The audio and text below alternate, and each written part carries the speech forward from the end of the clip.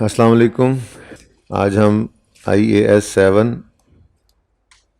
Start कर रहे हैं जी इंशाल्लाह। Statement of cash flows. Statement of cash flows 5 components होते हैं फाइनेंशियल स्टेटमेंट के, एक कंप्लीट सेट के। इनकम स्टेटमेंट जिसे स्टेटमेंट ऑफ कम्प्रिहेंसिव इनकम भी कहते हैं, फिर बैलेंस शीट जिसे स्टेटमेंट ऑफ फाइनेंशियल पोजीशन भी कहते हैं, फिर statement of changes in equity जो हम बना के आए हैं, चौथी चीज़ है ये स्टेटमेंट ऑफ कैश फ्लोज, और पांचवी चीज़ है notes to the financial statements. Notes हम वक्तन फ़वक्तन बनाते आ रहे हैं। तफसील से जो नोट्स बनेंगे फाइनेंशियल स्टेटमेंट्स के वो FAR 2 में जाके बनेंगे, लेकिन कुछ एक टॉपिक्स में हमने नोट्स IAS 16 का नोट बनाना हमने सीख लिया, ऐसे ही IAS 40 का नोट बनाना हमने सीख लिया। तो कुछ हम नोट्स बनाते भी आ रहे हैं, लेकिन तफसीलन नोट्स जो हैं वो छोटे से छोटे नोट्स भी जो बनाने सीखेंगे, जो बाकायदा फाइनेंशियल स्टेटमेंट्स में होते हैं, पॉलिसी चेंज के नोट्स वगैरह भी, वो FAR 2 के अंदर हम फाइनल अकाउंट का टॉपिक है उसमें सीखा करते हैं। ठीक है, तो ये कैश फ्लो का टॉपिक ये FAR 2 में बिल्कुल इस्तेमाल होता ही नहीं है। सेल्स एंड इक्विटी तो फिर FAR 2 के अंदर यूज़ हो रहा होता है, फाइनल अकाउंट्स के अंदर बनाना पड़ जाता है। ठीक है, लेकिन कैश फ्लो का टॉपिक यहीं पर ही है, इसलिए बड़ा इंपॉर्टेंट टॉपिक है। और ये भी उन्हीं टॉपिक्स में से एक टॉपिक है कि जितना मुश्किल मर्जी सवाल होगा 60-70% नंबर आपके होंगे। उसकी वजह यह है कि हमने आज जिस तरह से सवाल करना सीखना है, अगले 3-4 लेक्चर्स जो आपको मेरी छुट्टियों के अंदर अवेलेबल होंगे पुराने वाले, उनकी थोड़ी क्वालिटी पे कॉम्प्रोमाइज़ हो रहा हो तो कर लेना। ठीक है, गुजारा करना है, सारे सवाल उसी तरह से करेंगे। ठीक है, और फिर वापस में आऊँगा, ज़ाहिर है कंटिन्यू करेंगे कैश फ्लो। मेथड 2 हैं कैश फ्लो के। ठीक है, एक मेथड करवा के जो जा रहा हूँ इसी की प्रैक्टिस चलेगी, हर सवाल हर सवाल हर सवाल इसी तरह से। यानी पर्चे में आपको ये जहन में आ ही नहीं सकती बात कि कैश फ्लो का सवाल आया शुरू कहाँ से करें, पता होगा आपको शुरू कहाँ से करें, और उसमें 60-70% नंबर आपको ईजिली मिल जाया करेंगे। ठीक है, स्टेटमेंट ऑफ कैश फ्लोज, जैसे नाम से ही जाहिर हो रहा है कि कैश फ्लोज, देखें कैश जो है ना ये किसी भी बिजनेस की बैकबोन की तरह से होता है। ठीक है, तो कैश फ्लोज को जानना चाहता है यूज़र। ठीक है, अब आपके जहनों में ये आएगा कि प्रॉफिट भी तो हम निकालते थे, तो प्रॉफिट और कैश फ्लो में क्या फ़र्क है? तो भाई उसका जवाब ये है कि आपके सामने मैंने एक फॉर्मेट बनाया थोड़ा सा कि प्रॉफिट एंड लॉस अकाउंट कुछ इस तरह का जो है वो प्रॉफिट एंड लॉस अकाउंट का होता है, जिसमें से नेट प्रॉफिट निकलता है। अब इस प्रॉफिट की फिगर निकालने के लिए आपको सेल्स की फिगर भी रिकॉर्ड करनी। सेल्स आपने रिकॉर्ड की, क्या सेल्स सारी की सारी कैश ही रिकॉर्ड करते हो आप? क्या इस सेल्स की फिगर को मैं कैश इनफ्लो कह सकता हूँ? भाई क्रेडिट सेल्स भी तो होती हैं। एक्रूअल बेसिस ऑफ अकाउंटिंग में हमने क्या सीखा था कि अगर पैसे नहीं भी आए कस्टमर से और चीज़ें बेच दी हैं तो एंट्री कर लो डेटर डेबिट सेल क्रेडिट। अब कैश इनफ्लो तो नहीं हुआ, लेकिन प्रॉफिट के अंदर एक पॉजिटिव एक इनकम आ गई। ऐसे ही एक्सपेंसेस के अंदर बहुत सारे एक्सपेंसेस हैं जिनका कैश हमने पे नहीं किया होता, एक्रूअल बेसिस के ऊपर हम उसको रिकॉर्ड कर लेते हैं। अब एक्सपेंसेस में माइनस हुई पड़ी है फिगर, लेकिन कैश आउटफ्लो तो नहीं हुआ। फिर डेप्रीसिएशन एक बड़ा एक्सपेंस है हमारा, डेप्रीसिएशन में तो कैश आउटफ्लो होता ही नहीं है। अब हमारे प्रॉफिट एंड लॉस में डेप्शन एक्सपेंस पड़ा होता है। ठीक है, तो यहाँ पर सेल में, कॉस्ट ऑफ सेल में, फिर अदर इनकम के अंदर कोई इनकम पड़ी है, अभी आपको रिसीव नहीं हुई, आपने कमा ली है, आपने जी दुकान महीना किराए पे दिए रखी है आप लोगों के पास। कल सर से पूछें भी ऑडिट में क्या करना कैलकुलेटर को आपने।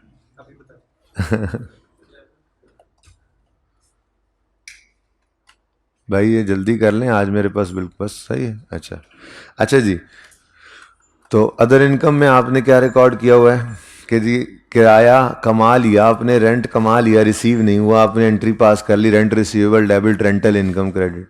इंटरेस्ट कमा लिया, अभी बैंक से रिसीव नहीं हुआ, तो interest receivable debit interest income credit. तो इसमें बहुत कुछ ऐसा पड़ा हो सकता है, ज़रूरी नहीं है कि कैश आया हो इनकम रिकॉर्ड करते हुए तो हम कैश का आना नहीं देखते हैं। ज़्यादातर कैश आ जाता है, लेकिन कभी नहीं भी आ रहा होता। तो कैसे कह सकते हैं कि ये अदर इनकम के अंदर सिर्फ कैश इनफ्लो पड़ा होगा? फिर ऐसे ही एडमिन एक्सपेंस हैं, सेलिंग एक्सपेंस हैं, इनमें डेप्रीसिएशंस भी पड़ी होती हैं, इनमें बिजली के बिल भी पड़े होते हैं, पे नहीं भी हुआ तो आपने एक्रूअल बेसिस पे रिकॉर्ड किया होता है। ऐसे ही अदर एक्सपेंस है, बहुत इंपॉर्टेंट, अदर एक्सपेंस के अंदर लॉस ऑन डिस्पोजल पड़ा होता है।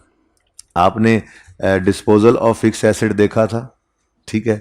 डिस्पोजल ऑफ फिक्स एसेट के अंदर जो गेन या लॉस की फिगर आती है, क्या वो फिगर होती है जो एसेट बेचने पर कैश इनफ्लो हुआ था, या आप एक्सचेंज करते हैं तो जो कैश की फिगर आती है पेड की लेट से, तो क्या वो फिगर होती है जो गेन और लॉस की फिगर होती है? इसका मतलब गेन और loss on disposal of fix asset भी कैश फ्लो ऑन डिस्पोजल नहीं है। अब थोड़ी सी कहानी बदलनी है, तो 2-3 दिन ना थोड़ा प्रॉब्लम ये होगा, आज का दिन, कल का दिन, परसों जाके आप कंफर्टेबल हो जाएंगे। क्यों?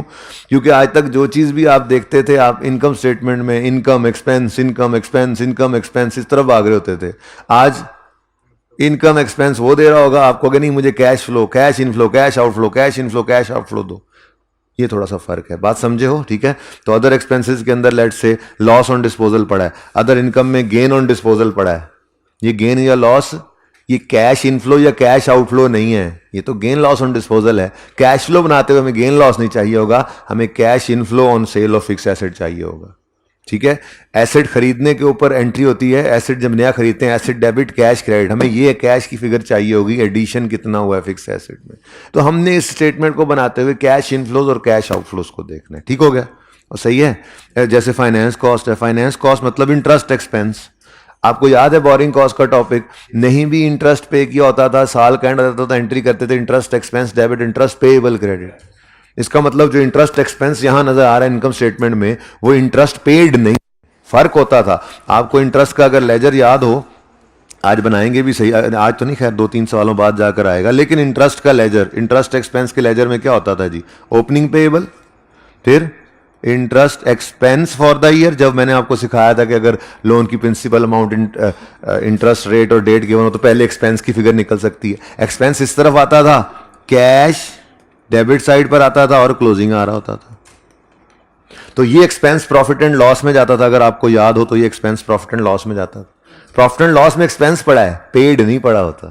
ठीक है। तो एक्सपेंस की फिगर और पेड की फिगर फर्क हो सकती है। प्रॉफिट एंड लॉस में एक्सपेंसेस और इनकम्स पड़े होते हैं एक्रूअल बेसिस पे। कैश फ्लो बनाते हुए हमें कैश पेड, कैश रिसीव्ड की फिगर चाहिए होती है हर जगह पे। ये थोड़ी सी बात समझ आई है? अच्छा, तो ये फर्क था थोड़ा सा कि प्रॉफिट और कैश फ्लो में फर्क क्या होता है। प्रॉफिट की फिगर तक आते आते बहुत सी नॉन कैश चीजें हमने रिकॉर्ड की हुई होती हैं, पर कैश फ्लो उससे डिफरेंट हो जाता है थोड़ा सा। ठीक है। बनाने का तरीका क्या है वो तो इंशाल्लाह भी देख लेते हैं।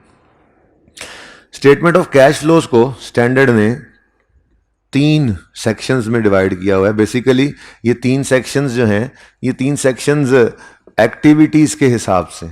ठीक है। कोई भी बिजनेस जो है, कोई भी बिजनेस, उसको आपको पता है चलने के लिए पैसे रिक्वायर्ड होते हैं, ऐसे ही है? बोलो, बिजनेस चलाना है तो पैसे चाहिए ना उसके लिए। ठीक है। अब वो पैसे जो बिजनेस ने अरेंज करने हैं उसको कहा जाता है उर्फ आम में, ये बिजनेस को फाइनेंस किया गया। कहते हैं ना फलां काम करना है, फाइनेंसिंग कहां से कराओगे? सुनने में आता होगा, है फाइनेंस कराएं, कहां से फाइनेंस किया? अब्बा जी ने फाइनेंस कर दिया यार, ये काम मैंने शुरू किया, मुझे अब्बा ने फाइनेंस कर दिया। बड़े भाई ने फाइनेंस किया यार, मैंने ये कारोबार शुरू कर दिया। क्या मतलब? फंड्स कहां से अरेंज किए? तो बिजनेस की सबसे पहली एक्टिविटी मेरे ख्याल से होनी चाहिए, वो क्या है? Financing activity. क्या है जी?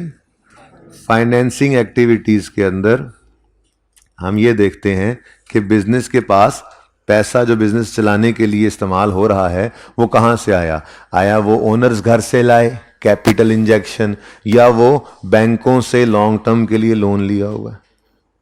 बात समझ रहे हो? ठीक है। क्या इसमें क्या हो सकता है जी? नॉर्मली कैपिटल या लॉन्ग टर्म लोन्स। ठीक है। फिर जब फाइनेंसिंग हो जाती है, बिजनेस के पास पैसे आ जाते हैं, तो फिर बिजनेस उन पैसों को इन्वेस्ट करता है नॉन करंट एसेट्स के अंदर। क्या मतलब? लैंड खरीदा, बिल्डिंग बनाई, प्लांट लगाया, ये क्या है? नॉन करंट एसेट्स के अंदर इन्वेस्टमेंट। बिजनेस करना है ना, ठीक है। तो इन्वेस्टिंग एक्टिविटीज करता है फिर बिजनेस, इन्वेस्टिंग एक्टिविटीज। नॉर्मली ये कोई एग्जॉस्टिव लिस्ट नहीं है, नॉर्मली जो चीजें आ सकती हैं ना इसके अंदर, मैं वो आपके साथ शेयर कर रहा हूं। ठीक है। इन इन्वेस्टिंग एक्टिविटीज वाले सेक्शन के अंदर हम एडिशन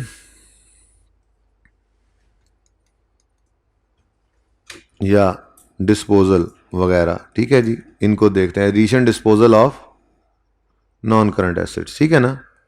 नॉर्मली इनको देख रहे होते हैं।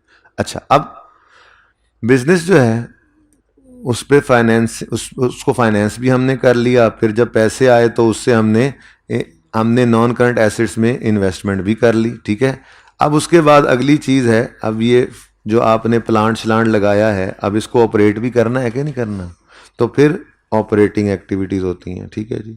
ऑपरेटिंग एक्टिविटीज़, आपने वो बिजनेस अब रन करना है, चलाना है, उस प्लांट को जो इंस्टॉल किया उसको आपने यूज़ करना है, उससे आपने प्रोडक्ट बनानी है, फिर आपने उसको सेल करना है। तो ये सारे काम जो हैं ये ऑपरेटिंग एक्टिविटीज़ ही हो रही होती हैं। चीज़ों का बेचना, चीज़ों का ख़रीदना, उनका बनाना, बिजली का बिल उसके अंदर यूज़ हो रहा है, एम्प्लॉयज़ की सैलरीज यूज़ हो रही हैं, ये सब क्या है, ऑपरेशंस हैं। प्लांट लगा के छोड़ दिया तो खुद से वो कोई जो है वो आउटपुट नहीं देने लग जाएगा कि आप जो है वो फटाफट जो है वो उसको बेचना शुरू कर दें। आपको फिर ऑपरेट करना पड़ेगा उस प्लांट को। उसको ऑपरेट करने के लिए आपको खर्चे करने पड़ेंगे। प्लांट को चलाने के लिए कोई बिजली गैस चाहिए होगी, कोई मुलाजिम चाहिए होंगे, चीज़ें बनाने के लिए कोई रॉ मटेरियल चाहिए होगा, फिर चीज़ें बन जाएंगी तो उनको बेचने के लिए कोई वर्क फोर्स चाहिए होगी, एडमिन स्टाफ चाहिए होगा। तो ये सब क्या है, ऑपरेशंस, ठीक है। तो कैश फ्लो के टॉपिक में हम 3 ब्रॉड सेक्शंस के अंदर पूरी कैश फ्लो को बांट देते हैं, ठीक है। और वो ब्रॉड कैटेगरीज हैं ये 3 activities, operating activities, investing activities और फाइनेंसिंग एक्टिविटीज़, ठीक है।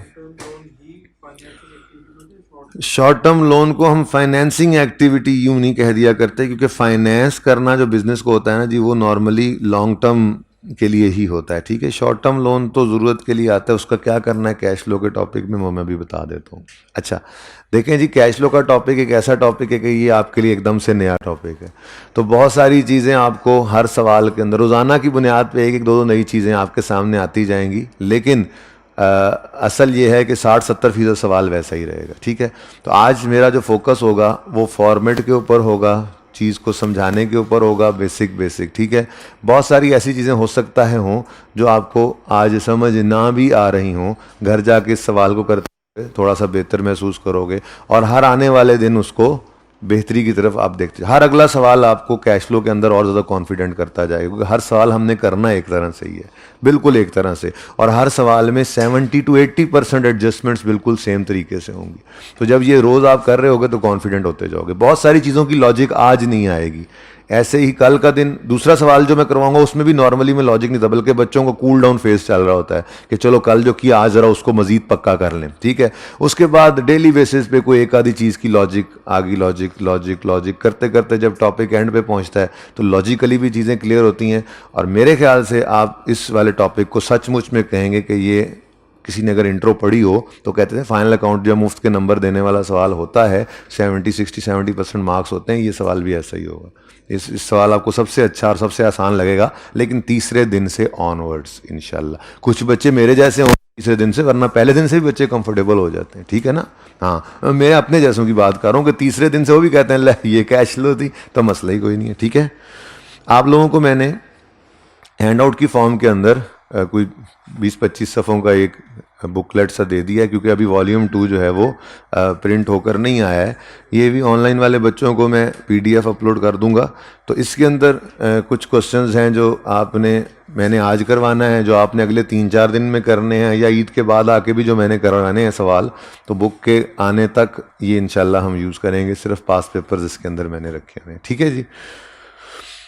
आज का पहला सवाल है जी, mister Junaid Janjua has provided you following statement of financial position and statement of comprehensive income। Cash flow का सवाल करना हो तो नॉर्मली इसके करने के लिए हमें 2 साल की बैलेंस शीट और 1 साल की इनकम स्टेटमेंट चाहिए होती है। ये 2 चीज़ें में मिल जाएं, हम कैश फ्लो का सवाल सुकून से तसल्ली से कर सकते हैं। अब एक बात याद रखना, इनकम स्टेटमेंट बैलेंस शीट बन चुकी है, अकाउंट्स बन चुके हैं, डबल एंट्रियां सब कुछ कर चुका है वो, वहां से ट्रायल बन चुका, ट्रायल से इनकम स्टेटमेंट बैलेंस शीट बन चुकी, एवरीथिंग इज बन चुकी। बात समझे हो, ठीक है ना। आपने सिर्फ अपने मतलब की चीजें एक्सट्रैक्ट करनी है। तो कैश फ्लो के टॉपिक में अनलेस जो आप आखिरी लेक्चर लेंगे ना, आखिरी लेक्चर लियाकत इंडस्ट्रीज वाला सवाल है, इसके अंदर गालिबन पास पेपर 12 है, जो आपको रिकॉर्डिंग मिलेगी मेरे आने से पहले, वो उस सवाल के अंदर वाहिद वो सवाल है जिसके अंदर सवाल ने कहा कि गलती हो गई है तो हमने फिर उसको सही करना है। गलती होगी तो फिर हम उसकी करेक्शन करके कैश फ्लो करते हैं, वरना कभी भी अज्यूम नहीं करना कैश फ्लो के टॉपिक के अंदर कि कोई गलती हुई हुई है, अनलेस के सवाल खुद कह दे सब कुछ हो गया है और सब कुछ सही सही हो गया है, हमने अपने मतलब की चीजें निकालनी। ठीक है, अब कैश फ्लो का फॉर्मेट कैसा होगा जी, ये मैंने आज बच्चों के भी आने से पहले थोड़ा सा नोट कर लिया था। ये फॉर्मेट आज का दिन ठीक है, आपका पहला दिन होगा, घर पे जाके आपको इस पे 2-3 मिनट भी लग जाए तो कोई बात नहीं। कल का दिन टाइम कम हो, परसों का दिन उससे कम हो, और जब तीसरे सवाल के बाद आप ये सवाल शुरू करेंगे ना, बनाएंगे पहले फॉर्मेट ही बनाएंगे, पहले कैश फ्लो उसने कह दिया फॉर्मेट ऐसे। वो फॉर्मेट बनाने के लिए आपने टारगेट ये रखना है कि ये 1 मिनट के अंदर अंदर सारा फॉर्मेट बन जाए, वर्किंग 1 की हेडिंग तक। उससे आगे जरूरत के हिसाब से, ये भी कुछ कम है, थोड़े से मुझे ओपन करने पड़ेंगे और शायद लेजर्स। ठीक है, जगह इतनी बनी थी, बात समझ आ रही है। तो कितना फॉर्मेट बना लेना है, कितना फॉर्मेट, इधर देखो, नाम statement of cash flows for the year ended, अभी लिख लेते हैं कौन सा ईयर है वैसे सवाल के अंदर, कौन सा ईयर है, 31 दिसंबर 2010। अच्छा जी, ले भाई, तो mister Junaid Janjua, statement of cash flows for the year ended 31 दिसंबर 10। अब पहली हेडिंग क्या है जी, ऑपरेटिंग एक्टिविटीज, पहला सफा खाली छोड़ दोगे। दूसरे सफे पे जाओगे, इन्वेस्टिंग एक्टिविटीज की हेडिंग दोगे, 6-7 लाइनें खाली छोड़ दोगे। फिर फाइनेंसिंग एक्टिविटीज की हेडिंग दोगे, 2-3 लाइनें 4 खाली छोड़ दोगे। उसके बाद net cash flows, add opening cash and cash equivalent, working 1 से हमें मिलेगा, और closing cash and cash equivalent इसका आंसर हुआ करेगा। ठीक है, ये फॉर्मेट हर रोज इसी तरह से ही होना है, इसमें जर्रा बराबर भी चेंज नहीं आनी, अनलेस कि ये मेथड बदल जाए। लेकिन आपको तो मेथड बदलने का पता ही तब चलेगा जब मैं आज से वापस आऊंगा, वरना उससे पहले आपकी जिंदगियों में एक ही मेथड कैश फ्लो का। ठीक है, और जब दूसरे पे जाना है ना, तो इसी से यूज करके आप पता है हम नई चीजें कहाँ सीखते हैं, एक बार कुछ सीख लें तो उसी से यूज करके आगे चलना है ना, है। ठीक है, तो कितना फॉर्मेट बनेगा जी, कितना फॉर्मेट बन जाएगा, ये फॉर्मेट सब बच्चों ने अभी बना लिया होगा, या ऑनलाइन वाले पॉज करके बनाएंगे, या यहां बैठे हुए बच्चे जो हैं उनको मैं 30 सेकंड दूंगा ये काम करने के लिए। ठीक है, इससे ज्यादा नहीं, क्योंकि आप तो देख के बनाना है ना, लेकिन घर पे आपने जबानी इसको बनाना है। आज का दिन 2-3 मिनट ले लो, कल के दिन से इंप्रूवमेंट हो, पर्चे तक जाते जाते 1 मिनट, एक कैश फ्लो का सवाल आए, इतना फॉर्मेट बनाना, ये लेजर वगैरह नहीं, लेजर वगैरह, इतना फॉर्मेट बनाना, सिर्फ 1 मिनट का टारगेट आपने करना है। समझ आती रहे बस, फूल बूटे थोड़ा ही लगाने। ठीक है, अब देखो जरा सुन लो क्या करना है, सुन लो। Mister Junaid Janjua, statement of cash flows for the year ended 31 दिसंबर 10, ऑपरेटिंग एक्टिविटीज की हेडिंग पहला सफा पूरा खाली कर दो। फिर इन्वेस्टिंग एक्टिविटीज 5-6 लाइनें खाली, ये भी मत लिखो, ये तो मैंने वैसे ही लिख दिया ना, कैश फ्लोज इसके टोटल को मैंने लिखा हुआ। ठीक है ना, फिलहाल मत लिखो, फिलहाल मत लिखो। क्या करना है अभी, क्या करना है, नाम लिख के ऑपरेटिंग एक्टिविटीज की हेडिंग देकर पहला पूरा सफा खाली, इन्वेस्टिंग एक्टिविटीज की हेडिंग देकर 6-7 लाइनें खाली, फाइनेंसिंग की हेडिंग देकर 3-4 लाइनें खाली, और फिर नेट कैश फ्लोज आखिरी 3 लाइनों में लिख लो, net cash flows add opening cash and cash equivalent, वो वर्किंग 1 से निकलेगा, और इज इक्वल टू, लेस नहीं करना, उसका आंसर क्या आएगा उसके बराबर, इक्वल टू होगा closing cash and cash equivalent के। ठीक है, फिर इसके अंदर ये मैंने क्या लिखा है, ये मैं 1 बाय 1 आपको करवाता हूं, तो इसी तरह से आप नोट करें, जल्दी करें, जल्दी करें। इतने में तो इतने को तो 30 सेकंड में कर सकते हो ना। नाम लिख के ऑपरेटिंग एक्टिविटीज की हेडिंग देके पहला सफा खाली छोड़ के सफा पलटो, अगले सफे पे इन्वेस्टिंग एक्टिविटीज की हेडिंग दो, 7-8 लाइनें छोड़ो, फाइनेंसिंग एक्टिविटीज की हेडिंग दो, 3-4 लाइनें छोड़ो, और फिर ये 3 लाइनें सिर्फ लिख लो, नेट कैश फ्लो से लेकर क्लोजिंग कैश एंड कैश। उसके बाद अगली हेडिंग दे लेना कैश एंड कैश इक्विवेलेंट, और बस।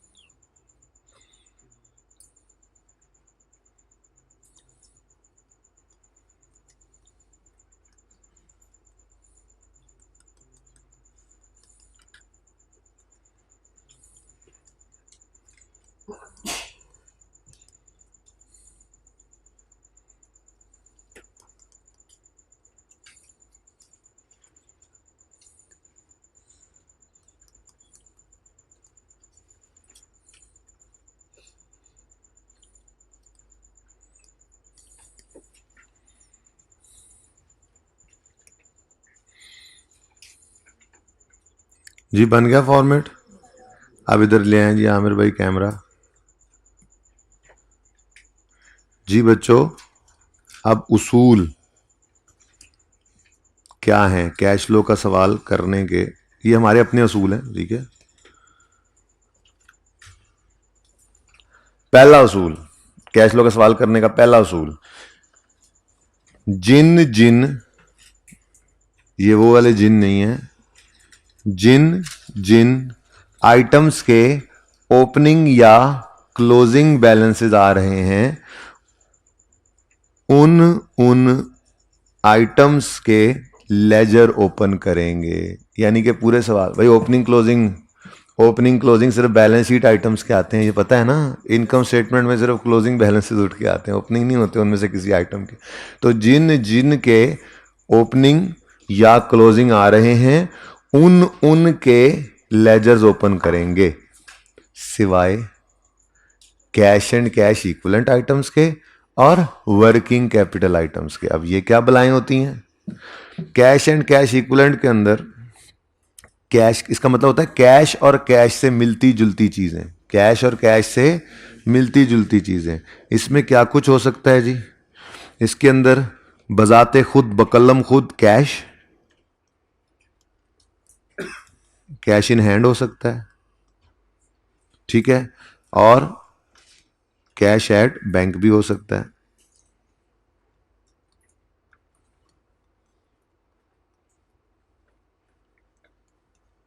ठीक है जी। और शॉर्ट टर्म इन्वेस्टमेंट्स भी होती हैं। शॉर्ट टर्म, पूरा ही लिख देता हूं, शॉर्ट टर्म इन्वेस्टमेंट्स क्या मतलब? ये जो आप जैसे मिसाल के तौर पे प्राइस बॉन्ड्स वगैरह किसी ने लेकर रखे हुए हैं, शॉर्ट टर्म इन्वेस्टमेंट ऐसी इन्वेस्टमेंट है जो रेडीली कन्वर्टेबल इनटू कैश है। यानी कि कैश करेंसी नोट की फॉर्म में नहीं पड़ा, लेकिन अगर आपका बिजली का बिल आ जाता है, आपको वो पे करना है, तो आप सिर्फ क्या करोगे, प्राइस बॉन्ड उठाओगे और जाके उसको बैंक से चेंज कराओगे और बिल जमा करा दोगे। यानी कि तकरीबन कैश ही हुआ ना। वो क्या हुआ जी? तकरीबन कैश ही हुआ। ओके, तो कैश और कैश से मिलती जुलती चीजें, ये तो हाजमा भी हो जाता है इन तीन चीजों का। तो ठीक है कि ये क्या है, कैश और कैश से मिलती जुलती चीजें। अच्छा, ये पॉजिटिव कैश है, ये क्या है जी? पॉजिटिव है ना, ये हमारे पास एसेट पड़ा है, ठीक है। लेकिन इसी कैश एंड कैश इक्विवेलेंट के अंदर हम कुछ नेगेटिव कैश की फिगर्स भी ले लेते हैं, जिसके अंदर आप शॉर्ट टर्म लोन को यहां पर ले लेते हैं, शॉर्ट टर्म लोन को, या बैंक ओवरड्राफ्ट। एक ही चीज़ है वैसे, बैंक ओवरड्राफ्ट और शॉर्ट टर्म लोन में थोड़ा फर्क है। शॉर्ट टर्म लोन हो सकता है कोई महीने डेढ़ के लिए लिया हुआ हो, और बैंक ओवरड्राफ्ट या रनिंग फाइनेंस जिसे कहते हैं, वो तो बिल्कुल हर वक्त चेंजिंग बैलेंस है ना, किसी भी वक्त आपको ज़रूरत पड़ती है आप पैसे निकाल लेते हैं, फिर किसी भी वक्त वो वापस कर देते हैं, ठीक है। तो ये दोनों आइटम्स भी हम कैश एंड कैश इक्विवेलेंट में ही ले लेते हैं। हम ये कहते हैं ये भी तकरीबन कैश ही है, वो कैश इनफ्लो की तरह से पड़े थे, ये कैश आउटफ्लो की तरह से पड़े थे, ठीक है। तो ये जो 5 आइटम्स हैं, कभी भी पर्चे के अंदर इकट्ठे मैंने नहीं देखे ये, इनमें से 2 या 3 आ जाते हैं मैक्सिमम, एक नॉर्मली 1 या 2 आ रहे होते हैं, ठीक है, 1 या 2 आते हैं, लेकिन ये कह सकते हैं तकरीबन किसी हद तक एग्जॉस्टिव लिस्ट ये है, ठीक है। तो कैश होगा या बैंक होगा या शॉर्ट टर्म लोन होगा या शॉर्ट टर्म इन्वेस्टमेंट होगी या बैंक ओवरड्राफ्ट होगा, इनका लेजर नहीं बनाना, क्योंकि ऊपर उसूल क्या लिखा हुआ है, सब ओपनिंग क्लोजिंग वाले बैलेंसेस के लेजर बनाने हैं, सिवाय cash and cash equivalent items के। तो वो कौन से आइटम्स हैं? वो ये 5 आइटम्स हैं, ठीक है, जिनमें से चीजें आहिस्ता आहिस्ता समझ आएंगी बेटा। मैं मान रहा हूं कि आपको ये जरा लाल वाली बात समझ नहीं आई, तभी तो लाल किया हुआ है इसको, ठीक है। थोड़ी सी हजम नहीं हुई, लेकिन कोई नहीं, थोड़ा सा टाइम गुजरने दो। आज अगर मैं सारी चीज़ों की लॉजिक देने लग जाऊंगा तो सवाल नहीं कर सकेंगे, ठीक है ना। आज मेरा मकसद बहरहाल ये है कि एक पूरा सवाल फुल फ्लेज आपको करवाना है इंशाल्लाह, ठीक है जी। तो जिन जिन आइटम्स के ओपनिंग या क्लोजिंग गिवन है, उनके सबसे पहला स्टेप, ओहो उसूलों में स्टेप 0 तो लिखा ही नहीं। स्टेप 0 आपको पता होना चाहिए, क्या है स्टेप 0 जी? फॉर्मेट बनाना है, जो आपको कहा था स्टेप 0 फॉर्मेट बनाना है, और फिर उसके बाद ये स्टेप 1, ठीक है ना। तो फॉर्मेट तो कांस्टेंट है ना, वो तो ठीक है। तो फॉर्मेट सबसे पहले आपने बना लिया, उसके बाद नंबर 1, जिन जिन के ओपनिंग या क्लोजिंग आ रहे हैं, उनके लेजर्स ओपन करने हैं, लेकिन वर्किंग कैपिटल आइटम्स के लेजर ओपन नहीं करने। इनको कहां लेके जाना है? ये वर्किंग वन देखो ना, अभी आपके फॉर्मूले मैंने कहा था वर्किंग वन तक बना लो। वर्किंग वन क्या है? वर्किंग वन क्या है? कैश एंड कैश इक्विवेलेंट की वर्किंग ही तो है। तो ये दरअसल इसका लेजर बनाने की बजाय हम क्या करते हैं, इसको वर्किंग वन में, इनको वर्किंग वन में ऐसे प्लस माइनस करके शो कर देते हैं। ठीक हो गया? सही है। तो जिन जिन के ओपनिंग या क्लोजिंग नजर आ रहे हैं उन उनके लेजर्स ओपन करेंगे सिवाय वर्किंग कैपिटल आइटम्स के, सिवाय कैश एंड कैश इक्विवेलेंट के और वर्किंग कैपिटल आइटम्स के। अब ये नई मुसीबत क्या है जी? वर्किंग कैपिटल आइटम्स क्या होते हैं? अच्छा, वर्किंग कैपिटल जो है ना, वैसे वर्किंग कैपिटल आप बड़े होकर पढ़ेंगे। वर्किंग कैपिटल का फॉर्मूला पता है क्या होता है? वर्किंग कैपिटल का फॉर्मूला होता है current assets minus current liabilities. ठीक है, लेकिन हमने यहां वर्किंग कैपिटल कैलकुलेट नहीं करना। आप समझो कि वर्किंग कैपिटल कैलकुलेट करना है हमने। वर्किंग कैपिटल रेशियोज के टॉपिक में जरूर पढ़ेंगे, लेकिन सिर्फ ये लफ्ज इस्तेमाल हो जाता है यहां पे कैश फ्लो के टॉपिक में अक्सर, वर्किंग कैपिटल आइटम्स। तो वर्किंग कैपिटल आइटम्स का मतलब होता है करंट एसेट्स और करंट लायबिलिटीज। जब भी कोई बंदा कहे ना वर्किंग कैपिटल, तो उसका मतलब क्या होता है? Current asset. अब आप कहोगे जी सर कह रहे थे सबके लेजर बनाने हैं, विचो छड़िया की है और बहुत कुछ बचेगा। अभी देखोगे आप, कैपिटल है, लॉन्ग टर्म लोन्स हैं, लॉन्ग टर्म इन्वेस्टमेंट्स हैं, प्रॉपर्टी प्लांट इक्विपमेंट है, land building plant machinery equipment furniture computer है। और बात समझ रहे हो? ठीक है, बहुत सारी चीजें हैं।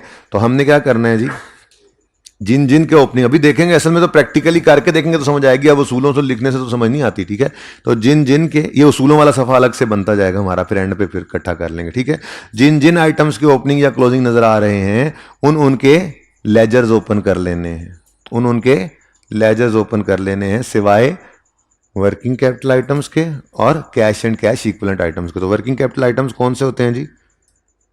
करंट एसेट्स और करंट लायबिलिटीज। अच्छा, इनमें से ना दो चीजें ऐसी हैं जिनके लेजर स्टिल हम बनाएंगे, लेकिन चूंकि वो अभी सवाल में आ नहीं रही हैं, वैसे बता रहा हूं आने वाले दिन में, कल वाले सवाल में या परसों वाले सवाल में आपको देखने को मिलेगा। दो चीजें करंट एसेट, दो चीजें करंट लायबिलिटी हैं, स्टिल उनका लेजर बनता है, वो है इंटरेस्ट और टैक्स। आज के सवाल में ना इंटरेस्ट है ना टैक्स है, इसलिए वो बात मैं यहां पे लिख नहीं रहा। ठीक है ना, लेकिन जब आप उन सवालों पे पहुंचेंगे तो वहां पर यही जुमला मैं बोलूंगा, जिन जिन आइटम ओपनिंग नजर आ रहे हैं उनका लेजर बनाओ सिवाय वर्किंग कैपिटल और कैश एंड कैश इक्विवेलेंट के। लेकिन आगे मैं फिर ऐड करवाऊंगा, लेकिन तो आप इस उसूल के आगे ना यहां पे लेकिन लिखकर इस उसूल को पूरा कर लेना। ठीक है, सही है ना? वो लेकिन दो चीजों के वो कह रहे थे कि जी बनेंगे। ठीक है, अब उसूल हमने लिख लिया, बोलो उसूल लिख लिया। ये बैलेंस शीट हमारे सामने है। तो जिन जिन जिन जिन के ओपनिंग या क्लोजिंग नजर आ रहे हैं उन उनके लेजर्स ओपन करेंगे, लेकिन दो चीजें एक्सक्लूड हो गई। पहली, कैश एंड कैश इक्विवेलेंट, उन्होंने कहां जाना है?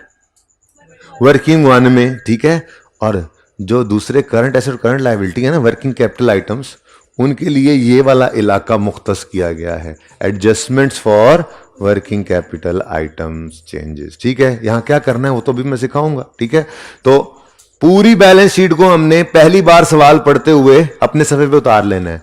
तीन ही जगह हैं, या तो चीज एडजस्टमेंट्स और वर्किंग कैपिटल आइटम्स में आएगी, या फिर चीज वर्किंग वन में आएगी, या फिर चीज लेजर्स में आ जाएगी। इसके अलावा चौथी, और हर चीज को यहां पहुंचाकर ही दम लेना है। और जब ये काम कर लेंगे तो तकरीबन आधा सवाल उसी में से ही हो जाता है, तकरीबन आधा सवाल। ठीक है, बल्कि मैं तो इस तरीके से आपको चलवाऊंगा कि adjustments for working capital items जो है, इसका एक जुगाड़ आज सिखाऊंगा। इसकी कल भी आप परसों भी आप प्रैक्टिस जब करोगे तो ये मुफ्त के नंबर पर्चे में होंगे। Logic will come in 6th और 7th लेक्चर, लॉजिक बाद में, पहले पर्चा तो पास कर लें। ठीक है, एक तरीका सिखाऊंगा जिससे ये वाली फिगर्स गलती के बगैर को रट्टा लगाए उसूलों का ना, वो किताबों के अंदर ना इसका वो उसूल बने हुए हैं कि करंट एसेट बढ़े तो ये कर दो कर, हमने नहीं याद करना। हम तो एक छोटा सा जुगाड़ लगाएंगे यहां पर और एरर फ्री तरीके से ये मुफ्त के नंबर करेंगे। दूसरे तीसरे दिन कंफर्टेबल हो जाओगे, फिर इंशाल्लाह इसकी लॉजिक भी आ जाएगी।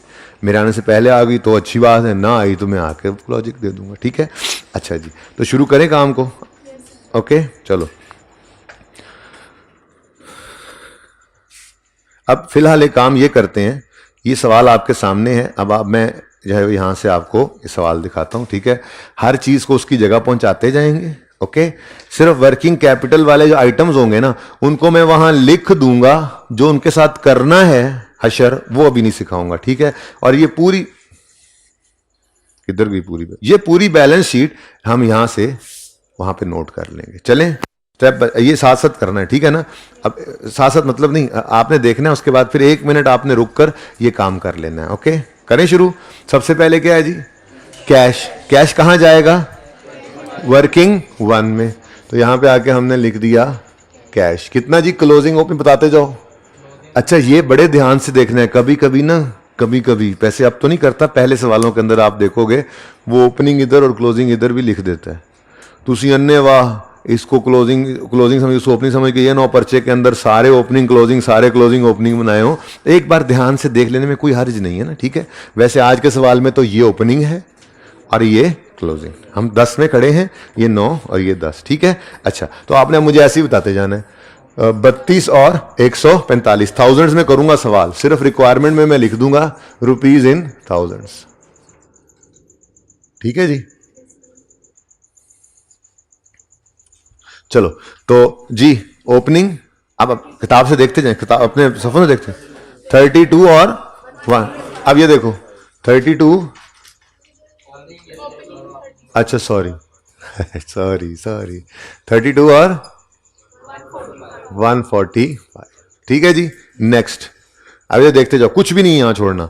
अकाउंट रिसीवेबल्स ब्रैकेट में लिखो डेटर्स, डेटर्स तो कैश एंड कैश इक्विवेलेंट में जाएंगे, लेजर बनेगा, ये तो करंट एसेट है, बस ये थोड़ा सा पक्का करना है आज हमें, ठीक है ना।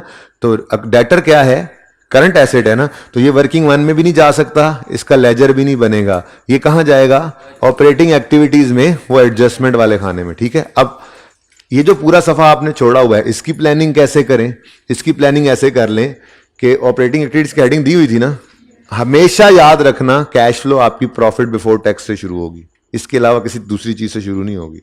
प्रॉफिट बिफोर टैक्स आपकी कैश फ्लो का स्टार्टिंग। दूसरा मेथड जब देखेंगे, जब आएगा, अभी तो आपकी जिंदगी में मेथड ही एक है, कैश फ्लो बनाने का तरीका ही एक है। अच्छा, वो आसान है, पहले वो इसलिए नहीं करा रहा कि मुश्किल सीख लो तो आसान, फिर आसान और ज़्यादा आसान लगता है, ठीक है ना। तो हम ये, और ये मशहूर तरीका भी यही है, ज़्यादातर अकाउंटेंट्स इस्तेमाल भी यही करते हैं। बहरहाल कहाँ शुरू करोगे आप, प्रॉफिट बिफोर टैक्स से। उसके बाद adjustments for non cash item की हेडिंग देकर 5-1 लाइनें छोड़ देना, और फिर अगली हेडिंग दे लो जिसके अंदर फिर ये लिखना है। तो जल्दी कर लो, ये काम भी जल्दी कर लो, शाबाश। ऑपरेटिंग एक्टिविटीज की हेडिंग दी हुई है ना, बोलो। इसमें सबसे पहली हेडिंग दो, adjustments for non cash items. PBT लिखकर प्रॉफिट बिफोर टैक्स लिखा हुआ था पहले ही, अच्छा जी। Profit before tax, operating activities की हेडिंग दी, लिखा प्रॉफिट। मैंने कहा था सिर्फ हेडिंग दो, आप लोगों ने बाकी भी सारा नोट कर लिया, बड़े तेज हो आप लोग हैं। कैसे लाइनें छोड़ी, अब मैंने साथ साथ करवाना था जी। प्रॉफिट बिफोर टैक्स के बाद adjustments for non cash item क्या होता है समझाऊंगा, जाहिर है अभी इसी सवाल में करेंगे। इसके नीचे 5-1 लाइनें छोड़कर अगली हेडिंग दें, adjustments for working capital item changes, ठीक है। और बाकी सफा भी फिलहाल नीचे खाली रहने दें। आखिर में 3 लाइनें आपने लिखनी है, ये 3 लाइनें, 4 लाइनें एंड पे छोड़नी है बस, वो जब देखेंगे जब बारी आएगी। तो फिलहाल चलने दो, बस ये जरा लिख लो ताकि मैंने जो यहाँ पे चीजें पहुंचानी है तो वो लिखने की जगह आपको मिल जाए, ओके। और ये हमेशा ऐसे ही करेंगे आप। पहला सफा जो ऑपरेटिंग एक्टिविटीज को होगा उस पर लिखोगे PBT, adjustment for non cash 4-5 लाइनें खाली, एडजस्टमेंट फॉर वर्किंग कैपिटल 4-5 लाइनें खाली, एंड पे ये 3 लिखकर फॉर्मेट खत्म हुआ करेगा, लेकिन वो 1 आध दिन में, ठीक है। फिलहाल तो हमने लिख दिया, एडजस्टमेंट फॉर नॉन कैश लिखकर छोड़ दिया, ठीक है। शुरू करें जी, चलो चल रहे थे हम, अच्छा भला। सबसे पहले क्या है जी, कैश। सवाल तुम जरा इधर थोड़े से नजदीक आ जाओ, मेरा पेट्रोल बच जाएगा, बड़ा महंगा हो गया आजकल जी। सवाल सही नजर आ रहा है सबको, अच्छा जी। कैश 32 और 145 ओपनिंग और क्लोजिंग कहां चला जाएगा, वर्किंग 1 में। नेक्स्ट क्या है जी, डेटर्स। अकाउंट रिसीवेबल ब्रैकेट में आपने लिख लिया होगा, डेटर्स ना तो कैश और कैश से मिलती जुलती चीज है, ना ही ये लेजर वाला आइटम है, बल्कि ये तो वर्किंग कैपिटल का आइटम है, करंट एसेट है। इसको कहां ले जाएंगे, ऑपरेटिंग एक्टिविटीज में। मैं डेटर्स ही लिख लेता हूं आज, वैसे पर्चे में जो लिखा हुआ करेगा वही लिखेंगे, लेकिन आज मैं डेटर्स ही लिख रहा हूं, ओके। तो यहां पे हमने लिख लिया डेटर्स। अब इसका करना क्या है ये इंशाल्लाह थोड़ी देर में बताता हूं मैं, इसलिए इसलिए इसको आपने फिलहाल मैंने यहां पे स्टार लगा दिया क्योंकि अभी मैंने इसको किया कुछ नहीं ना, ठीक है।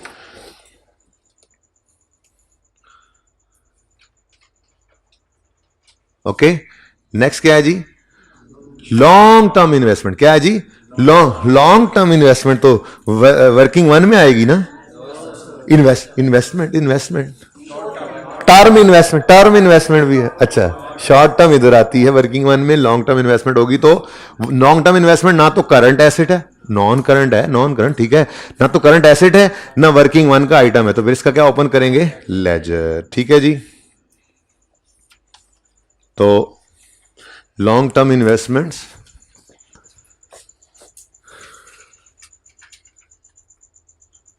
अब ओपनिंग बताओ, 170, क्लोजिंग 220, लो ये कैश फ्लो है जी बेटा। जी जी, जाहिर सी बात है, वो तो मैंने इसीलिए पहले मैंने नाम इसलिए इसका लिया ताकि कैश और ये 5 चीजें अलग कर दूं और उसके बाद कहूं करंट एसेट्स और करंट लायबिलिटीज, ठीक है ना। उसके बाद जाहिर सी बात है तीन जगह बनाई। नेक्स्ट इन्वेंटोर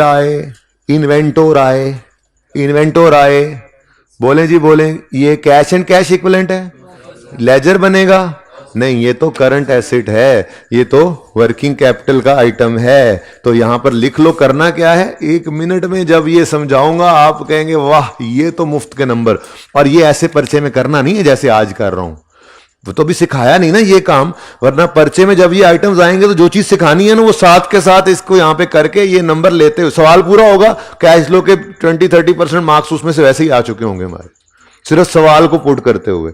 यहां क्या करना है वो जब सिखा लूंगा तो फिर कल से ऑनवर्ड जो सवाल आपको मिलेंगे उसमें साथ साथ ही करेंगे। सवाल में जैसे ही पढ़ा डेटर है, जो करना है वहां पे फिगर्स देकर यहां पे करके ही आगे बढ़ा करेंगे हम, ठीक है। लेकिन फिलहाल जरा तरतीब के साथ जरा चीजें 1 बाय 1 सीखे ना, सारी इकट्ठी कैसे सीख सकते हैं। नेक्स्ट क्या है, प्रीपेड, ये क्या है, नॉन करंट एसेट होता है। Prepaid insurance non current asset होता है, बोलो नॉन करंट एसेट होता है ना। प्री पेमेंट एक्रूवल्स में से निकलती थी, करंट लायबिलिटीज करंट एसेट्स में रखते थे, करंट एसेट है। कैश एंड कैश इक्विवेलेंट भी नहीं है, लेजर वाला आइटम भी नहीं है, तो ये स्टार वाला आइटम है। फिलहाल आज ये स्टार्स हैं हमारे, ठीक है। ले आओ इधर। क्या जी, अब करना क्या है ये तो अभी बताया नहीं मैंने, फिलहाल तो सिर्फ इंश्योर कर रहे हैं कि सारी चीजें जहां पर जानी है वो हमें पता लग जाए। Next, office supplies. Office supplies जैसे किसी दफ्तर के अंदर स्टेशनरी वगैरह पड़ी होती है, कोई प्रिंटर के पेजेस पड़े हुए हैं, कोई बुक्स पड़ी हुई हैं, बॉल पॉइंट्स पड़े हैं, कुछ चीज़ें पड़ी हैं, या यहाँ पे रिसेंट वालों के पास ये मार्कर्स वगैरह पड़े हैं, डस्टर पड़े हैं, आपके पेपर्स पड़े हैं, ये office supplies like stationery. Office supplies is like 100% like stationery. जो हमने एक्रूवल प्री पेमेंट के टॉपिक के अंदर यूहूरा वाले सवाल में स्टेशनरी की एडजस्टमेंट नहीं की थी, वो स्टेशनरी की एडजस्टमेंट है, ऑफिस सप्लाईज भी उसी को ही कहते हैं, ठीक है ना। Office supplies means stationery, okay. अच्छा, तो ऑफिस सप्लाईज है, कैश एंड कैश इक्विवेलेंट भी नहीं है और ना कोई नॉन करंट एसेट है, तो फिर ये भी करंट एसेट है जो कि वर्किंग कैपिटल में जाएगा, ठीक है। तो ऑफिस सप्लाईज लाइक स्टेशनरी, तो स्टेशनरी का स्टॉक अगर पड़ा हो तो करंट एसेट ही होता है ना, ठीक है। हाँ, करंट एसेट ही होता है ना। स्टेशनरी का स्टॉक पड़ा हो तो करंट एसेट ही होता है ना।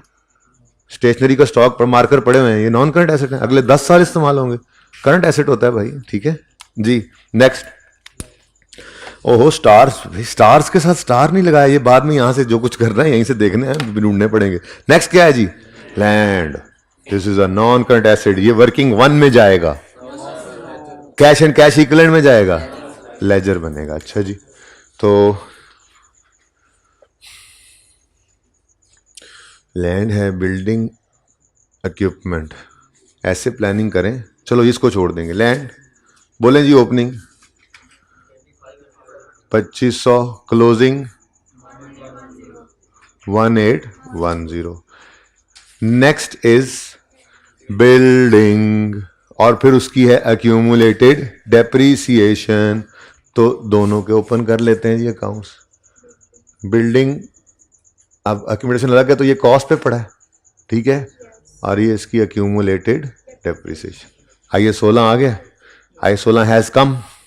I-16 हैज कम, आ चुका है। बताओ ओपनिंग 2300, एसिड का ओपनिंग है, क्लोजिंग 2800। ये ज़रा नज़र आ रहा है यहाँ पे सबको? 2800 क्लोजिंग, कैमरा में भी नज़र आ रहा है, हाइब्रिड वालों नज़र आ रहा है? सही सही, एंड तक, एंड वाले कैप वाले भाई, ठीक है। थोड़ा सा इधर छुप गया ना जी। अक्यूमुलेटेड डेफिसिट क्रेडिट बैलेंस है भाई, नेचर का ध्यान रखना है, नेचर का ध्यान रखना है। Acid account, acid liability nature के अकाउंट क्रेडिट साइड से ओपन करना जी। अक्यूमुलेटेड डेप्रिसिएशन 720 और 890, तो 720 और क्लोजिंग 890।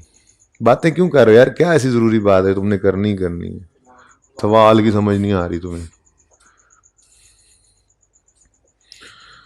बहुत देर कर दी मेहरबान आते आते।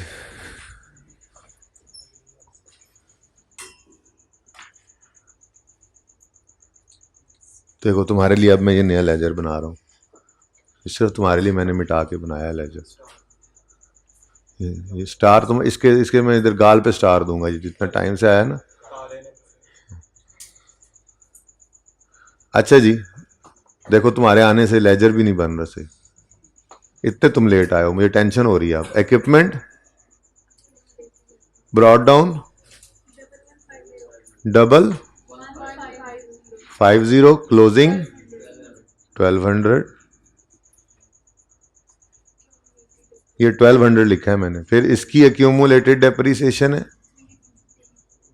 ये इक्विपमेंट की है, और ये बिल्डिंग की है जी। ओपनिंग 350 और क्लोजिंग 380। अब मेरे पास लेजर्स की तो जगह ही खत्म हो गई है।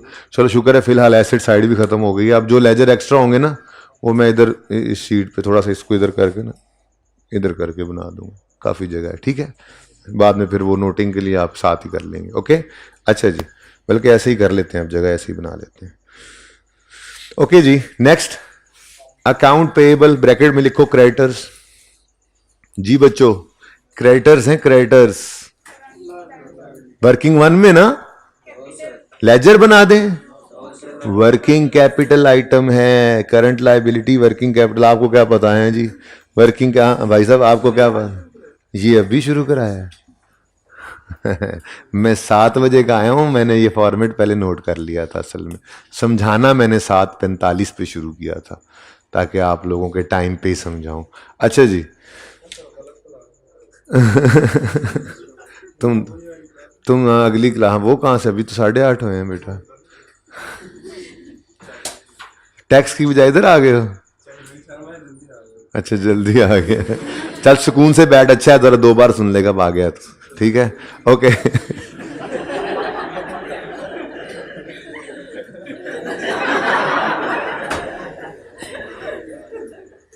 मैं समझा सी मैं कल ही हूं। अच्छा जी चलो जी, सुने सुने सुने। नेक्स्ट, सॉरी, क्रेडिटर्स लिख रहा हूं, क्रेडिटर्स, ओके, क्रेडिटर्स ही लिख रहा हूं, वरना पर्चे में आपने ऐसे नहीं करना। क्रेडिटर्स कहता है अभी शुरू करा है, हाँ के परेशान ब्लड प्रेशर लो हो गया भाई का जी क्रेडिटर्स लिख लिए, आगे बढ़ो। लेकिन ये स्टार है, स्टार, जल्दियां देखिए, स्पीडें चेक की हैं मेरी तुम। अच्छा, वेजेस पेएबल भी भाई स्टार है, वेजेस पेएबल भी स्टार है, करंट लाइबिलिटी है ना, कैश एंड कैश इक्विवेलेंट है, ना ही लेजर वाला आइटम है, तो वेजेस पेएबल, ठीक है जी। नेक्स्ट, शॉर्ट टर्म लोन है, शॉर्ट टर्म लोन है, cash and cash equivalent item है जी, लेकिन नेगेटिव के साथ आएगा जी। स्टार 580 और 580 माशाल्लाह जी, ये सेम क्यों है पता नहीं जी। शॉर्ट टर्म लोन कितना जी?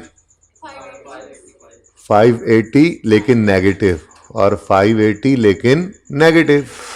नेक्स्ट, अरे लॉन्ग टर्म लोन आप भी आ गए, आ गया लॉन्ग टर्म लोन।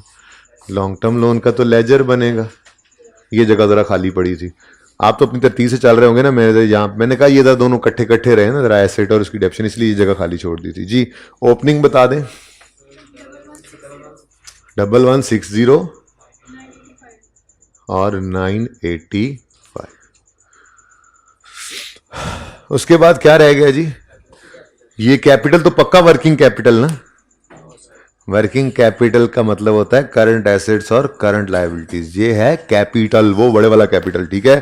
तो इसका तो लेजर बनाएंगे, इधर ही बना लेते हैं जी लेजर इसका।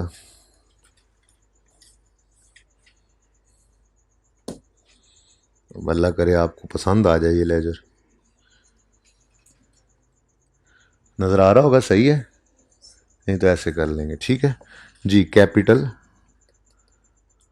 कैपिटल का अकाउंट है, ओपनिंग बता दें। 3403 है, 3402। बस ये 2 ऐसे नहीं बोलना कि पहली बार मुझे समझ आ जाए बेटा। 3402 और क्लोजिंग 3884, ठीक है जी। डन जी। लो भाई, अब सारी बैलेंस शीट पहुंच चुकी, ठीक है। अब ये जो स्टार्स हैं इनका क्या करना है, बड़े ध्यान से देखना। और ये मुफ्त के नंबर हैं।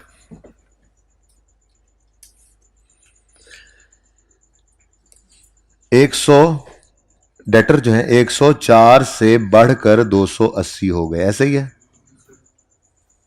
उसके बाद अगला स्टार इन्वेंट्री है, 200 से बढ़कर 424 हो गई। प्री पेमेंट है 36 से कम होकर 24 हो गई। ऑफिस सप्लाईज है 7 से बढ़कर 14 हो गई। लाइबिलिटी है 263 से कम होकर 158 हो गई। फिर लाइबिलिटी है 24 से बढ़कर 40 हो गई। तो ये एसेट्स और लाइबिलिटीज हैं, कोई कम हो रहा है, कोई बढ़ रहा है, कोई कम हो रहा है, कोई बढ़ रहा है। आप किताबों के अंदर जो है आपको उसूल लिखा हुआ मिलेगा, ठीक है। वो उसूल पता है क्या है? वो उसूल तो न्यू लिखा हुआ है कि करंट एसेट बढ़े तो कैश फ्लो में नेगेटिव, करंट एसेट कम हो तो कैश फ्लो में पॉजिटिव, करंट लायबिलिटी बढ़े तो कैश फ्लो में पॉजिटिव, करंट लायबिलिटी कम हो तो कैश फ्लो में नेगेटिव। अब ये उसूल जितनी मर्जी याद कर लो, मिक्स हो ही जाता है, ठीक है। तो हमें हमारे उस्तादों ने जो सिखाया था, ठीक है, उसके पीछे एक लॉजिक भी है, लेकिन वो जो सिखाया था वो हम भी अपने बच्चों को फिर सिखा देते हैं। सीना ब सीना आपको पता है ये मुंतकिल हो रहा होता है, ठीक है जी, सारा जो ज्ञान होता है। तो अब वो तरीका सीखेंगे। अब उसकी लॉजिक नहीं सोचनी फिलहाल, उसकी इफेक्टिवनेस सोचनी है आपने कि बगैर कोई गलती के, बगैर कोई एक्स्ट्रा चीज याद किए आपको ये मुफ्त के नंबर मिलने हैं, ठीक है। आपको इतना तो पता है कि एसेट बढ़े तो डेबिट कहते हैं और एसेट कम हो तो क्रेडिट, लायबिलिटी बढ़े तो क्रेडिट कहते हैं और कम हो तो, इतना का नॉलेज होना चाहिए आपको डबल एंट्री का। ये एडजस्टमेंट हो जाएगी, ठीक है। ये मुफ्त के नंबर मिल जाएंगे। कैसे? डेटर, डेटर है ये, बोलो ये डेटर है। ये 104 से बढ़ के 280 पे गया, कितना डिफरेंस है? 170। अब अच्छा, अब ये डेटर है, ये एसेट है, और एसेट में क्या आया है? इंक्रीज आया है। एसेट में इंक्रीज आए तो क्या करते हैं? डेबिट। एसेट में इंक्रीज आए तो क्या करते हैं? डेबिट। दूसरा इंपैक्ट आपने कैश पे सोच लेना है। अब क्यों कह रहे हैं ये लॉजिक फिलहाल आज नहीं, ठीक है, आज सिर्फ तरीका। कैश को क्या कर दो? क्रेडिट। और अगर यही एसेट कम हो रहा होता तो हम ये सोचते कि एसेट हो गया क्रेडिट यानी कम, तो फिर कैश को डेबिट कर देते। ये बात समझ आई है? ये बात समझ आई? फिर सुनो ना, सब ऊपर देखोगे तो पता लगेगा। ओपनिंग से क्लोजिंग तक आते हुए डेटर ने इंक्रीज शो किया है। Debtor is an asset, asset का बढ़ना डेबिट, तो दूसरा इंपैक्ट कैश को कर दो क्रेडिट। कितने से बेटा? 176 नेगेटिव कैश क्रेडिट। बात समझे हो? थोड़ी सी प्रैक्टिस और करते हैं, अभी तो 5-6 तो यही आइटम पढ़े हैं। पर्चे के अंदर ये एक आध दिन तक ये कैश लिखना छोड़ देंगे, उसके बाद एक आध दिन तक ये लिखना भी छोड़ देंगे, ये जबानी किया करेंगे, ठीक है ना। ये लिखना नहीं है पर्चे में, ये नहीं लिखना पर्चे में, ओके भाई, समझ आई है? डेटर में क्या आया? इंक्रीज। ओपनिंग से क्लोजिंग की तरफ देखना है ना। इस साल के शुरू में इतना था, साल के एंड तक डेटर ने इंक्रीज शो किया। तो debtor is an asset, asset बढ़े तो क्या होता है? डेबिट। दूसरा इंपैक्ट कैश पे सोच दो उसका क्रेडिट। फर्स्ट सवाल का करने के बाद सोल्यूशन देखोगे तो यही होगा। तो कौन इतने उसूल याद करे? कितना आसान सा काम है, इतना तो हमें पता लगता ही है, ठीक है। एक और इन्वेंट्री, इन्वेंट्री 200 से 424 पर आ गई तो इन्वेंट्री बढ़ी है। इन्वेंट्री का बढ़ना, इन्वेंट्री एसेट है, एसेट का बढ़ना डेबिट। ये आज लिख लो पूरी बात, कल से कैश छोड़ देना लिखना, कल परसों से, और फिर ये डेबिट क्रेडिट भी नहीं लिखा करेंगे, ठीक है? जबानी करना ये काम, एग्जामिनर को नहीं बताना हमने जुगाड़ लगाया। ओके जी, बोलो। इन्वेंट्री अगर डेबिट हुई है तो दूसरा इंपैक्ट कैश पे सोच लो, कैश क्या करना है? क्रेडिट। कितने से जी? 224। अब देखो मैं अभी सवाल का डाटा लिख रहा हूंगा, लेकिन कैश फ्लो रिक्वायरमेंट है उसमें ये चीजें आना शुरू हो चुकी हैं। नेक्स्ट, अब तेजी से कर लें, तेजी से। प्री पेमेंट क्या है? ये भी एसेट है, बोलो। प्री पेड एसेट है, प्री पेड इंश्योरेंस एसेट है। तो ये 36 से कम होके 24 हो गया, एसेट में कमी आ गई है। एसेट में कमी आए तो क्रेडिट होता है। दूसरा इंपैक्ट कैश पे सोचो, कैश को डेबिट कर लो। 12 पॉजिटिव आ गया कैश फ्लो में। मुश्किल आसान, नंबर मुफ्त के, नंबर मुफ्त के, एरर फ्री तरीका, बगैर कोई उसूल याद किए, बगैर कोई एरर किए। इतना डेबिट क्रेडिट तो आपको पता ही है ना कि एसेट बढ़े तो डेबिट होता है और लायबिलिटी बढ़े तो, इतना पता है तो बस काम हो गया। Next, office supplies, stationery. Stationery is an asset, stock पड़ा हो तो। इधर देखना, इधर देखना, उधर क्या देख रहा है? इधर मैं पहुंचा हूं, उधर देख रहा है यार। 7,000 से बढ़ के 14,000, एसेट 7,000 से बढ़ गया। एसेट का बढ़ना होता है डेबिट। दूसरा इंपैक्ट क्रेडिट कर दो, 7 नेगेटिव। अब देखो कैश फ्लो में 15 आइटम्स आने हैं, 5-7 तो अभी आ जाएंगे बाद। और ये सवाल पढ़ते पढ़ते किया करेंगे। आज तो मैंने अलग अलग किया ना, पहला दिन था, वरना सवाल पढ़ते आ रहे होंगे। हमें पता है 3 चीजें हैं, 3 जगह हैं। जो लेजर वाला आएगा उसका लेजर ओपन करेंगे, आगे वर्किंग कैपिटल वाला आगे वहां पे जाके ये ट्रीटमेंट कर देंगे, आगे कैश एंड कैश इक्विवेलेंट वाला आएगा वो यहां पे लिख देंगे। और जब बैलेंस शीट खत्म करेंगे तो हमारा आधे नंबर हमारे उसमें से 30% 40% मार्क्स आ भी चुके होंगे। ठीक है, नेक्स्ट, खत्म हो गई ये। अब ये सारे स्टार्स को अब भुगता रहे हैं ना हम, ठीक है जी। उसके बाद लायबिलिटी 263 से कम हो गई। लायबिलिटी कम हो तो डेबिट, लायबिलिटी कम हो तो डेबिट। बस इधर से सोचना है, कैश तो इसके बाद सोचना है। लायबिलिटी कम हो तो डेबिट। दूसरा इंपैक्ट कैश को क्या कर दो? क्रेडिट। 105 से नेगेटिव। कुछ भी याद करने की जरूरत नहीं, कोई उसूल देखने की जरूरत नहीं, ठीक है। नेक्स्ट, वेजेस पेबल लायबिलिटी है। लायबिलिटी 24 से 40 पे चली गई, बढ़ गई। लायबिलिटी का बढ़ना क्रेडिट होता है, तो दूसरा इंपैक्ट सोच लो कैश पे।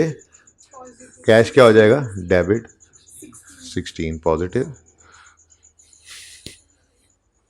ठीक है, सही है। लो भाई,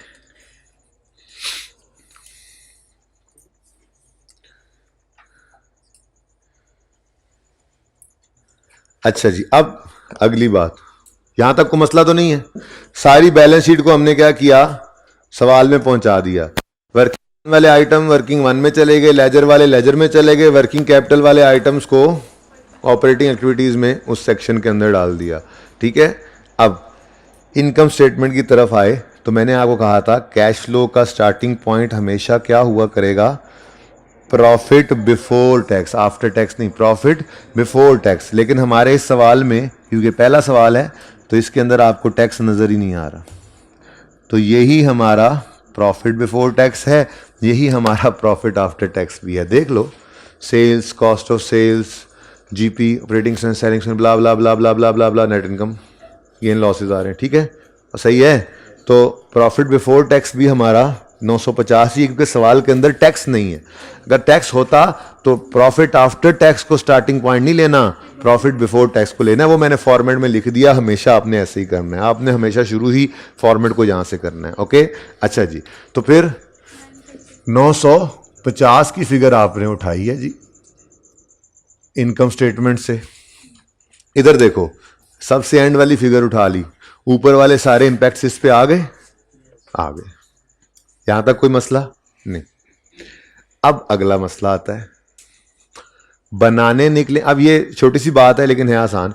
बनाने निकले हैं हम कैश फ्लो, ठीक है, लेकिन स्टार्ट कर रहे हैं हम प्रॉफिट की फिगर से।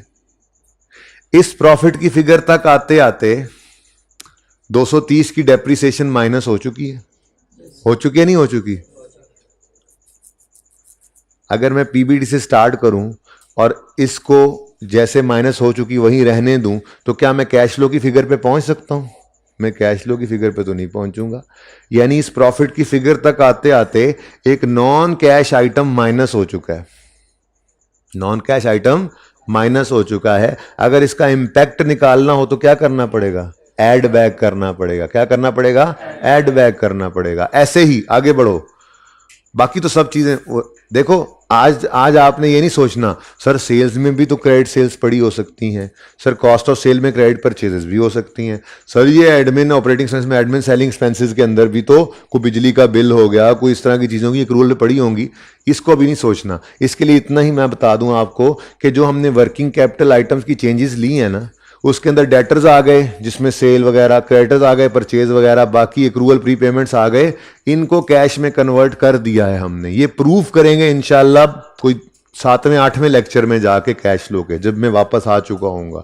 एक छोटी एग्जांपल में प्रूफ करेंगे, फिलहाल प्रूफ नहीं करना। फिलहाल बस मैंने बोल दिया ना आपको कि आपके जो सेल्स परचेजेस आपके जहनों में आ रहे हैं, सेलिंग एडमिन एक्सपेंसेस वाले जो खर्चे अगर एक्रूवल वाले थे तो वो कैश में कैसे कन्वर्ट हुए। तो मैंने कहा वो वर्किंग कैपिटल में जो हमने ये जो ड्रामा किया है ना, डेबिट क्रेडिट करके और कैश, उसके अंदर वो कैश में कन्वर्ट हो गया। इसको प्रूव करने के लिए 6वां 7वां लेक्चर है, फिलहाल नहीं करना। फिलहाल बस इसको मान लेना है मिनवा अन और सवाल पूरा करना है। ठीक है जी, सही है। अच्छा, ये 230 पे एतराज है क्या? प्रॉफिट तक आते आते ही 230 माइनस हो चुका है। देखो ना, 1 2 3 चीजें टोटल करके माइनस किया हुआ है ना इसमें। ठीक है, तो ये प्रॉफिट की फिगर तक आते आते 230 माइनस हो चुका है। अगर मैं कैश फ्लो बना रहा हूं और मेरा स्टार्टिंग पॉइंट ये 950 है तो फिर तो गड़बड़ है, क्योंकि इस 950 तक आते आते तो डेप्रिसिएशन एक्सपेंस इसमें से माइनस हो चुका है। तो इसको क्या करना पड़ेगा, ऐड बैक करना पड़ेगा। क्या करना पड़ेगा, ऐड बैक करना पड़ेगा। ऐड बैक इसको कहते हैं adjustments for non cash item, जिसमें से सबसे मशहूर जमाना डेप्रिसिएशन एक्सपेंस है। प्लस आज तक जिंदगी में डेप्शन माइनस करते आए, आज तक माइनस करते आए, प्लस ये यहां पर ना उलट काम चलना है। यहां पर इनकम्स ने माइनस होना है, एक्सपेंसेस ने ऐड होना है, जो भी नॉन कैश होंगे। ठीक है ना। बहरहाल ये तो फेवरेट डेप्रिसिएशन एक्सपेंस कितना जी, 230। देखो ये नंबर मिल गया, लेकिन ये फिगर ऐसे नहीं मिला करेगी पहले सवाल में जैसे मिल गई। ये फिगर अब बताता चलूं आपको, आपके कैश फ्लो का सवाल हुआ करेगा, डाटा होगा जैसे एक्यूमुलेशन का अकाउंट है, इसमें से बैलेंसिंग फिगर आप ढूंढ के निकाला करोगे डेप्रिसिएशन की, और फिर वो फिगर निकल कर इधर जाकर ऐड बैक करके आप रिवर्स किया करोगे। ऐसे नहीं थाली में रख के आपको डेप्रिसिएशन देगा। लेकिन पहला सवाल है, सब कुछ ऐसे ही है। पहला सवाल तो बस हमने टारगेट ये किया हुआ है कि हम एक सवाल मुकम्मल कर लें, अल्लाह करे कर लें। अभी 20 मिनट पड़े, ठीक है। सवाल वैसे ख़त्म है, लेकिन कुछ लेजर की बैलेंसिंग है ना, वो भी सिखानी है, तो 10 मिनट उस पर लगते हैं। तो अगले 10 मिनट में ये बात करके फिर वहाँ पे जाता हूँ। ऐसे ही ये देखो, ये देखो, बड़ा ही गुस्सा आया। देखो आपको मैंने ये कहा कि इनके बारे में आपने नहीं सोचना, ठीक है। इंशाल्लाह आई विल प्रूव, जिंदगी अगर वफा करती है तो मैं लाजमी प्रूव करूंगा। इससे ऊपर ऊपर वाले आइटम्स को आपने, मैंने कहा, नहीं सोचना कि उनको कैश में कैसे कन्वर्ट किया। उसके लिए फिलहाल जो मैंने आपको अर्ज किया कि जो हमने वर्किंग कैपिटल आइटम चेंजेस ली हैं उनके अंदर हमने इनको कैश में कन्वर्ट कर लिया। अब वो मेरे पे थोड़ा सा इत्मीनान इतना कर लें कि जब तक मैं वो बात कर नहीं देता आप कहें हाँ ठीक है सर कह रहे हैं, तो फिर हो गया होगा, ठीक है ना। उसके बाद इंशाल्लाह करेंगे। मैंने इसीलिए तो आपको बता दिया ताकि बाद में मैं भाग ना सकूं। आपको बोला तुमने सर 7वें 8वें लेक्चर में बताओगे, बताओ ना। आप भाग रहे कहाँ पे हो, हैं? ठीक है, अच्छा नहीं लिख क्या लो, मैंने लिख लिया दिल पे, आप भी लिख लो। सबसे पहले मैंने इस इतना गुस्सा हाईलाइटर भाई जी, सबसे पहले इस, अभी भी गुस्से में, इस 230 को पकड़ लिया, ठीक है। इसको क्या कहा, तुम नॉन कैश हो।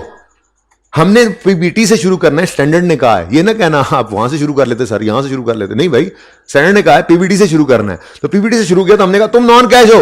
यहां तक आते आते तुम क्या हो चुके हो, माइनस। तो तुम्हें क्या कर देंगे हम, ऐड। साथ ही आगे ख्याल आया, डिस्कशंस पहले किए हुए फायदा होता है ना।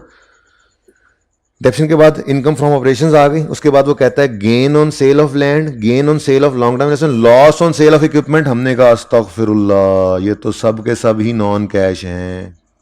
बताया था आपको मैंने क्लास के स्टार्ट में एक बात की थी कि एसेट के बेचने पर जो कैश इनफ्लो होता है, कैश फ्लो के टॉपिक में हमें उसका सरोकार होता है। गेन और लॉस ऑन डिस्पोजल ये कैश फ्लो नहीं है, सादा सी बात है, कई बार आप डिस्पोजल ऑफ फिक्स एसेट पढ़ के आए हैं, ठीक है। Gain on disposal of fix asset क्या कैश इनफ्लो होता था? Loss on disposal of fix asset क्या कैश इनफ्लो होता था? एसेट बेचने पर जो कैश आया वो फिगर गेन लॉस कभी नहीं होती थी, डिस्पोजल की एंट्री होती थी। मिसाल के तौर पे 100 रुपए का एसेट बुक वैल्यू, एसेट की बुक वैल्यू थी 100 रुपए, वो हमारा बिक गया 120 का, तो गेन तो 20 रुपए आया, लेकिन इस ट्रांजेक्शन में कैश इनफ्लो तो 120 हुआ।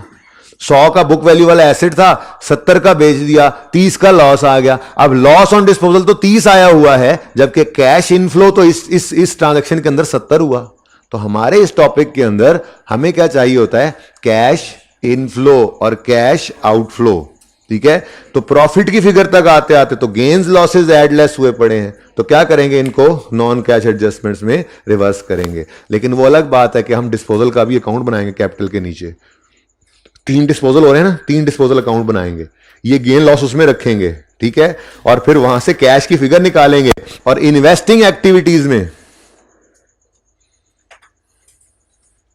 ये इन्वेस्टिंग एक्टिविटीज में लिखेंगे डिस्पोजल ऑफ फिक्स एसेट पे कैश इनफ्लो कितना हुआ। लेंगे जरूर हम, पहले गेन लॉस को रिवर्स करके निल कर दिया इंपैक्ट, और फिर हम निकालेंगे कैश इनफ्लो ऑन डिस्पोजल, और वो फिगर कैश फ्लो में।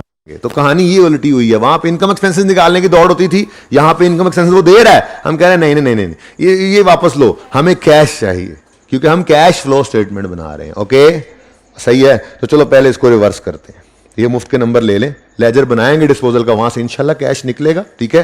तो 950 तक आते आते ये 64 ऐड हो चुका है, ये 32 ऐड हो चुका है, लेस करेंगे रिवर्स हो जाएगा इसका असर, कैश इनफ्लो लेंगे इसका थोड़ी देर में, ठीक है। ऐसे ही 950 तक आते आते ये 15 माइनस हो चुका है, तो इसको क्या कर देंगे? ऐड। तो लॉस ऑन डिस्पोजल ऑफ किस चीज के ऊपर है? Loss on disposal of equipment, वो लॉस था, वो 950 तक आते आते लेस हो चुका था, आपने क्या कर देना है? ऐड। कितना है? 15। उसके बाद 2 गेन्स हैं, 950 तक आते आते ऐड हो चुके हैं, तो हम क्या कर देंगे? उनको लेस। लेस है gain on disposal of land 64, okay, और gain on disposal of long term investment.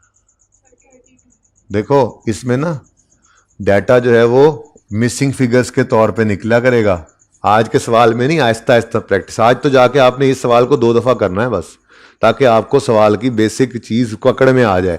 फिर आहिस्ता आहिस्ता सवाल मुश्किल होते जाएंगे, पर आपको मुश्किल नहीं लगेंगे इंशाल्लाह। 70-80% सवाल हो जाया करेगा। लेकिन मैं ये बात सुन, मैं क्या कह रहा हूं, ये 3 डिस्पोजल है ना, 3 डिस्पोजल, तो यहां पर सेल प्रोसीड्स लेंगे हम, सेल प्रोसीड्स या कैश रिसीव, जो मर्जी लिख लो, जो आपका दिल करे। सेल प्रोसीड मतलब कैश रिसीव, ठीक है। Cash receive on disposal of equipment भी आएगा। कहां से आएगा अब ये तो देखेंगे। फिर sale proceeds on disposal of land भी आएगा। कैश रिसीव्ड लिख लो। सेल प्रोसीड सर नहीं, सर हमें नहीं समझ आ रही सेल प्रोसीड क्या होती है, ये लो कैश रिसीव्ड लिखो अब, ठीक है। Cash received on disposal of long term investment. तो बच्चों गेन लॉस को रिवर्स करेंगे और कैश इनफ्लो को पकड़कर इधर पॉजिटिव साइन के साथ लिखेंगे। कैश फ्लो बना रहे हैं, निकलेगा जब तो यहां लिख लेंगे, लेकिन प्लानिंग तो कर ली ना हमने कि करना क्या है, समझे हो। तो गेन लॉस को क्या कर दिया? रिवर्स, क्योंकि ये नॉन कैश आइटम है। मैंने बोला आपको कि 100 का एसेट, 100 की बुक वैल्यू एक एसेट की, वो बेचो 120 का, तो गेन तो 20 है। अब इनकम स्टेटमेंट में तो 20 का गेन पड़ा है, पर हमें वो 120 की फिगर चाहिए यहां पे कैश फ्लो बनाते, तो 20 को रिवर्स करके 120 यहां पे लिखेंगे, पर वो सवाल के अंदर जो होगा वो लिखेंगे ना फिलहाल तो। जी सही है।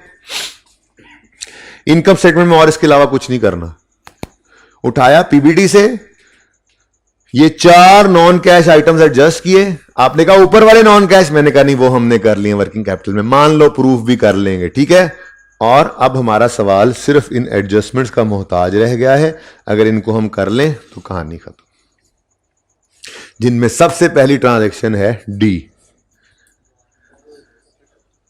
ड्रॉइंग्स अमाउंटेड टू 568, ठीक है। और भाई सही है। अब ड्राइंग्स, वैसे तो ड्राइंग्स की एंट्री होती है ड्राइंग्स डेबिट कैश क्रेडिट, लेकिन फिर ड्राइंग्स जब होती हैं बैलेंस शीट में क्लोज, तो हम उन्हें क्या करते हैं, कैपिटल में जाके लिख लेते हैं, ठीक है ना भाई। ये ड्राइंग्स डिविडेंड लिख दे सवाल में तो डिविडेंड हो जाएगा। ये पुराना सवाल है, जरा बच्चों वाला सवाल है, सोल प्रोपराइटर का है, तो यहां पर क्या आ जाएगा, ड्राइंग्स। ओके जी, ड्राइंग्स कितनी है जी, 568। अच्छा, अब ये 568 की ड्राइंग्स जो हैं, ये इस लेजर में तो आपने पुट कर दी, जो ओपन किया हुआ था। ड्राइंग्स इधर ही आना होता है ना, ठीक है। लेकिन एक चीज यहां पे भी हम लिख कर आए थे फॉर्मेट में, वो क्या है जी, डिविडेंड पेड। अच्छा, डिविडेंड पेड, डिविडेंड ही लिखना है आपने, क्योंकि अब सवालों में डिविडेंड ही आया करेगा।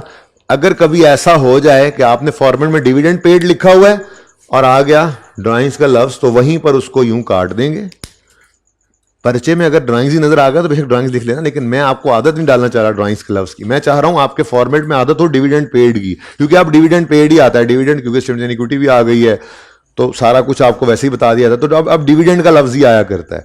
पर लेट्स से किसी सवाल में ड्राइंग्स दे ही देता है, तो पता तो हो कि ये डिविडेंड सोल प्रोपराइटर में इसी ड्राइंग्स को ही कहते होते हैं, तो इसको काट के यहां पे लिख लो ड्राइंग्स। कितनी है जी, 568। तो ये बात याद रखना, डिविडेंड होगा तो कैपिटल या रिटेन्ड अर्निंग्स के लेजर में क्या होगा, डेबिट साइड पे। कैपिटल अगर अलग पड़ा है और रिटेन्ड अर्निंग्स अलग हैं तो डिविडेंड रिटेन्ड अर्निंग्स में आता है, और अगर कैपिटल इकट्ठा ही पड़ा है तो रिटेन्ड अर्निंग्स को कैपिटल में फेंक देना। तो अगर डिविडेंड अगर सवाल में आए या ड्राइंग्स आए तो एक कैपिटल के लेजर में डेबिट करोगे या रिटेन्ड अर्निंग्स अलग हो तो वहां पे, ठीक है। और दूसरा ऑपरेटिंग एक्टिविटीज में जो नीचे तीन चीजें लिखी थी ना, less interest paid, tax paid, dividend paid. Interest paid तो आज के सवाल में है नहीं, टैक्स पेड भी आज के सवाल में नहीं है, होता तो माइनस कर देते लेकिन नहीं है। सिर्फ एक चीज है आज के सवाल में, वो है ड्राइंग्स। वो जो डिविडेंड पेड था उसकी जगह पे ड्राइंग्स लिख लो, ठीक है। ठीक हो गया, एक एडजस्टमेंट हो गई भाई।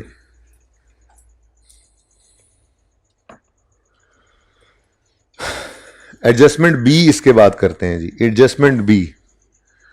एडजस्टमेंट बी जरा आसान से मुश्किल की तरफ जा रहे हैं, ठीक है। Adjustment B, long term investment costing 100 were sold during the year. Disposal आ गया ना, वैसे भी जब गेन लॉस देखा करोगे तो डिस्पोजल अकाउंट ओपन कर लिया करोगे एहतियातन, ठीक है। तो भाई हमारा एक डिस्पोजल का अकाउंट बनने जा रहा है। ये किस चीज का डिस्पोजल है, बस ऐसे ही है, नाम लिखो और शुरू कर दो काम। डिस्पोजल लॉन्ग टर्म इन्वेस्टमेंट्स, ठीक है जी। अच्छा, मैं तो ये कहता हूं कि जरा ना मुझे ये यहां पर जो लिखा हुआ है लॉन्ग टर्म इन्वेस्टमेंट में 32 का क्या आया था, गेन था ना। मेरा दिल ये चाह रहा है कि आप इस लेजर में 32 का गेन मुझे पहले पोस्ट करके दिखा दें। अगर डिस्पोजल का लेजर है तो उसमें गेन किस तरफ आएगा भाई। फिक्स एसेट इंडेक्शन में डिस्पोजल बड़ी तफसील से किया है। अब इसके लिए सोच लेते हैं ना, हम यूं सोचते हैं अगर प्रॉफिट एंड लॉस इस तरफ आए तो एंट्री बनती है, सरा देख लो इधर, प्रॉफिट एंड लॉस इस तरफ आए तो एंट्री बनती है डिस्पोजल का account credit, profit and loss debit, ये तो लॉस होगा। यानी अगर गेन आएगा तो वो डिस्पोजल के अकाउंट में किस तरफ आएगा, डेबिट साइड। पहले गेन निकाला करते थे, आज गेन उसने दे दिया है, कैश निकालेंगे, ठीक है। वक्त की बात है।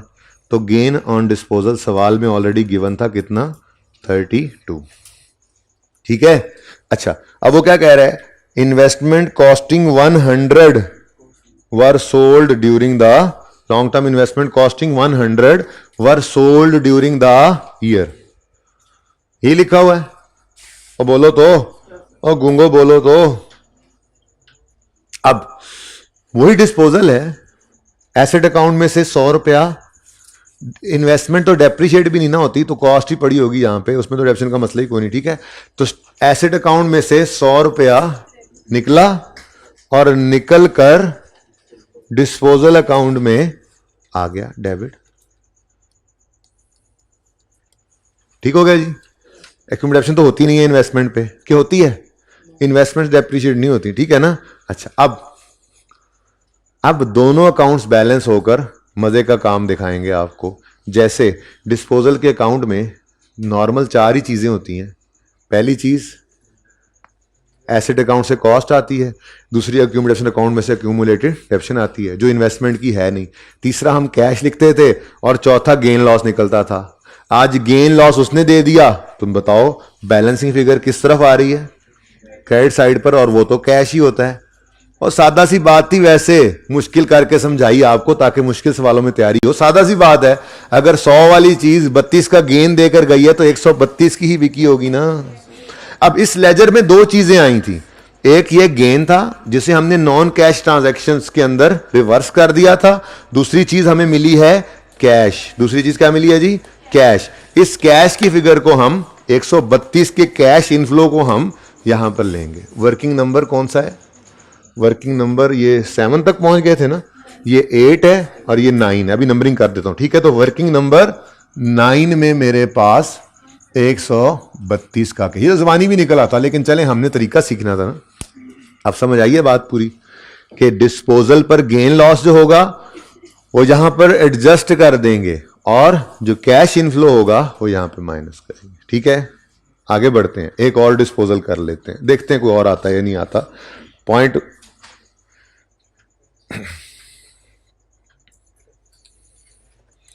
नंबर 8 और नंबर 9, ठीक है। अच्छा, अब ये मुझे पता लग गया है कि दो और डिस्पोजल्स भी हैं, तो उनके भी ऐसे ही डिस्पोजल अकाउंट बनेंगे। क्या ख्याल है, बनेंगे नहीं बनेंगे? डिस्पोजल अकाउंट्स दो बनेंगे नहीं बनेंगे? एक डिस्पोजल है किसका? लैंड का भी है, और दूसरा डिस्पोजल है इक्विपमेंट का। अच्छा, अब इनके जो गेन लॉस सवाल के अंदर गिवन थे ना, जब भी कभी सवाल के अंदर आपको गेन या लॉस ऑन डिस्पोजल दे ना, तो आपका तरीका ये होना चाहिए कि आप फौरी तौर पे एक डिस्पोजल का लेजर ओपन करें और गेन है या लॉस है उसको वहां पे जाकर लिख दें, फिर आगे देखें सवाल क्या करता है। ठीक है ना? तो ये मैंने पहले इसलिए नहीं करवाया था कि जरा तरतीब से चल रहे थे। ये जैसे ही मुझे ये तीन चीजें नजर आनी थी ना, मुझे चाहिए था कि मैं फौरन गेन या लॉस ऑन डिस्पोजल है तो मतलब डिस्पोजल हुआ है, तो फौरी तौर पे डिस्पोजल अकाउंट बनाना चाहिए था और गेन लॉस उसमें लिखकर फिर आगे सवाल पढ़ना चाहिए था। आइंदा से आप ऐसे करेंगे, लेकिन आज तो पहला सवाल है ना, आज तरतीब में जरा आगे पीछे आराम आराम से स्टेप बाय स्टेप हम चीजों को समझ रहे हैं। ठीक है, अब लॉन्ग टर्म इन्वेस्टमेंट हो गया 32। लैंड के अकाउंट में अगर 64 रुपए का गेन है तो लैंड के डिस्पोजल के अकाउंट में किस तरफ आएगा? भाई ये नहीं करना आपने कि ऊपर वाले को देख लें, आप दोबारा सोचेंगे, जरा रिवाइज करेंगे। डिस्पोजल के लेजर में क्रेडिट साइड पे प्रॉफिट एंड लॉस आए तो वो तो disposal credit, profit and loss debit, वो लॉस है। ठीक है, ऐसे ही डिस्पोजल के अकाउंट में अगर डेबिट साइड पे प्रॉफिट एंड लॉस आए तो वो होता है disposal account debit, profit and loss credit. हाँ, गेन अगर होगा तो वो, अब ऊपर मैंने चाहती नहीं मारी थी, ठीक है, तो गेन कितना? 64। ऐसे ही अब लॉस के बारे में सोचो, यानी ये जब गेन लॉस आया करेंगे ना, डिस्पोजल अकाउंट फौरन ओपन करोगे और उसमें गेन लॉस को रख दोगे अगर सवाल में दे दे तो। ठीक है जी, 15,000 का लॉस है। अब सोचें जी, डिस्पोजल का अकाउंट हो तो क्रेडिट साइड पर अगर फिगर आ रही है तो डिस्पोजल क्रेडिट हो रहा है, प्रॉफिट एंड लॉस, हाँ, अगर लॉस होगा तो ऊपर देख के तो फिर रिवीजन हो जानी थी, वो नकल हो जानी थी, नीचे नीचे वो छुपा लिया था जी। कितना? 15। ये बात समझ आई है? ठीक हो गया, चले। अच्छा, अब ना एक और मजे की बात बताऊं आपको। सवाल के अंदर दो एडजस्टमेंट्स रहती हैं, एक लॉन्ग टर्म लोन से रिलेट कर रही है और दूसरा इक्विपमेंट से रिलेट कर रही है।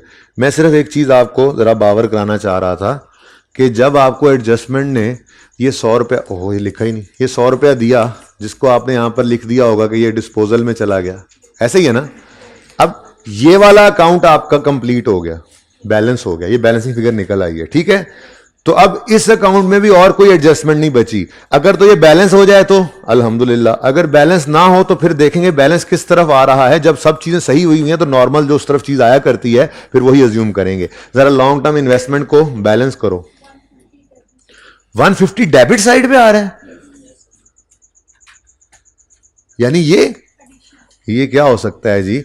नॉर्मल अजम्पशन लो, फिर सब कुछ सही हो चुका है, वो कर चुका है, हम रीडू कर रहे हैं असल में ये सारा कुछ।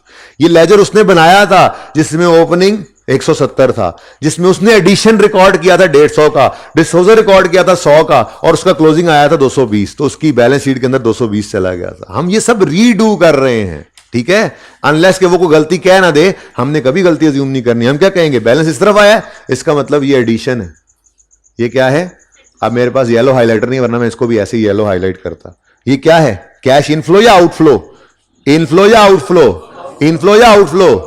भाई साहब, कैश पेड होता है for addition, cash paid for addition in long term investment. ये वर्किंग नंबर 2 है, ये 150 पॉजिटिव। आउटफ्लो ये मैं उलट लिख गया, पॉजिटिव इनफ्लो और ये आउटफ्लो है। ठीक है जी, तब से यही तो नहीं सोचे जा रहे थे कहीं तुम? अच्छा जी, लो जी, एक तो अप्रोच भी समझ आ गई। जैसे लॉन्ग टर्म इन्वेस्टमेंट का लेजर बैलेंस हुआ है ना, ऐसे ये बाकी सारे लेजर्स भी बैलेंस होने हैं। ठीक है, सही है। हाँ, यार जाके ना सरदनान से को 5 मिनट उन्होंने मुझे देने हैं आज, क्योंकि कैश फ्लो का एक सवाल कराना है। हाँ नहीं, मेरी क्लास हुई ना, सर की भी होती है ना, सर जाके क्या हो है, रिक्वेस्ट करना सर से। 5 मिनट आज चाहिए कैश फ्लो का सवाल पूरा करके, फिर इनको आगे रिकॉर्डिंग्स देनी है। सिर्फ 5 मिनट आज का दिन, कल से मैं होऊंगा ही नहीं जी। ओके भाई, ये समझ आई है, बैलेंसिंग की अप्रोच समझ आ गई। अब बैलेंसिंग भी 1 मिनट में ऐसे ऐसे होती चली जाएगी। चलो अब बाकी 2 एडजस्टमेंट्स करते हैं और फिर सवाल खत्म। Part of long term loan amounting to 100 was paid by Junaid Janjua from his personal account. मैंने आपको एक लाइन लिखवाई थी, क्या अगर बिजनेस की कोई लाइबिलिटी ओनर पे कर दे तो ऐसे ही है जैसे कैपिटल लाया। ठीक है, अब असल कहानी तो यूं होती कि पहले ये 100 रुपए का कैश घर से लाता और बिजनेस के बैंक अकाउंट में कैश डेबिट होता और कैपिटल क्रेडिट होता। सही है ना? और फिर जनाब क्या होता, फिर ये कैश जो दराज में आ चुका है, इस कैश को इस्तेमाल करके लोन की रीपेमेंट होती है। लोन की रीपेमेंट की एंट्री क्या होती है? Loan debit cash credit.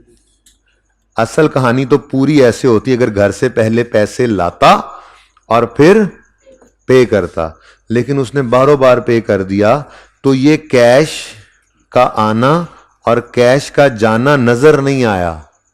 ऐसे ही है ना, यानी इसकी एंट्री तो बन गई, बोलो लोन डेबिट, देखो लोन डेबिट और कैपिटल क्रेडिट, लोन डेबिट और कैपिटल क्रेडिट कितने से जी? 100 से।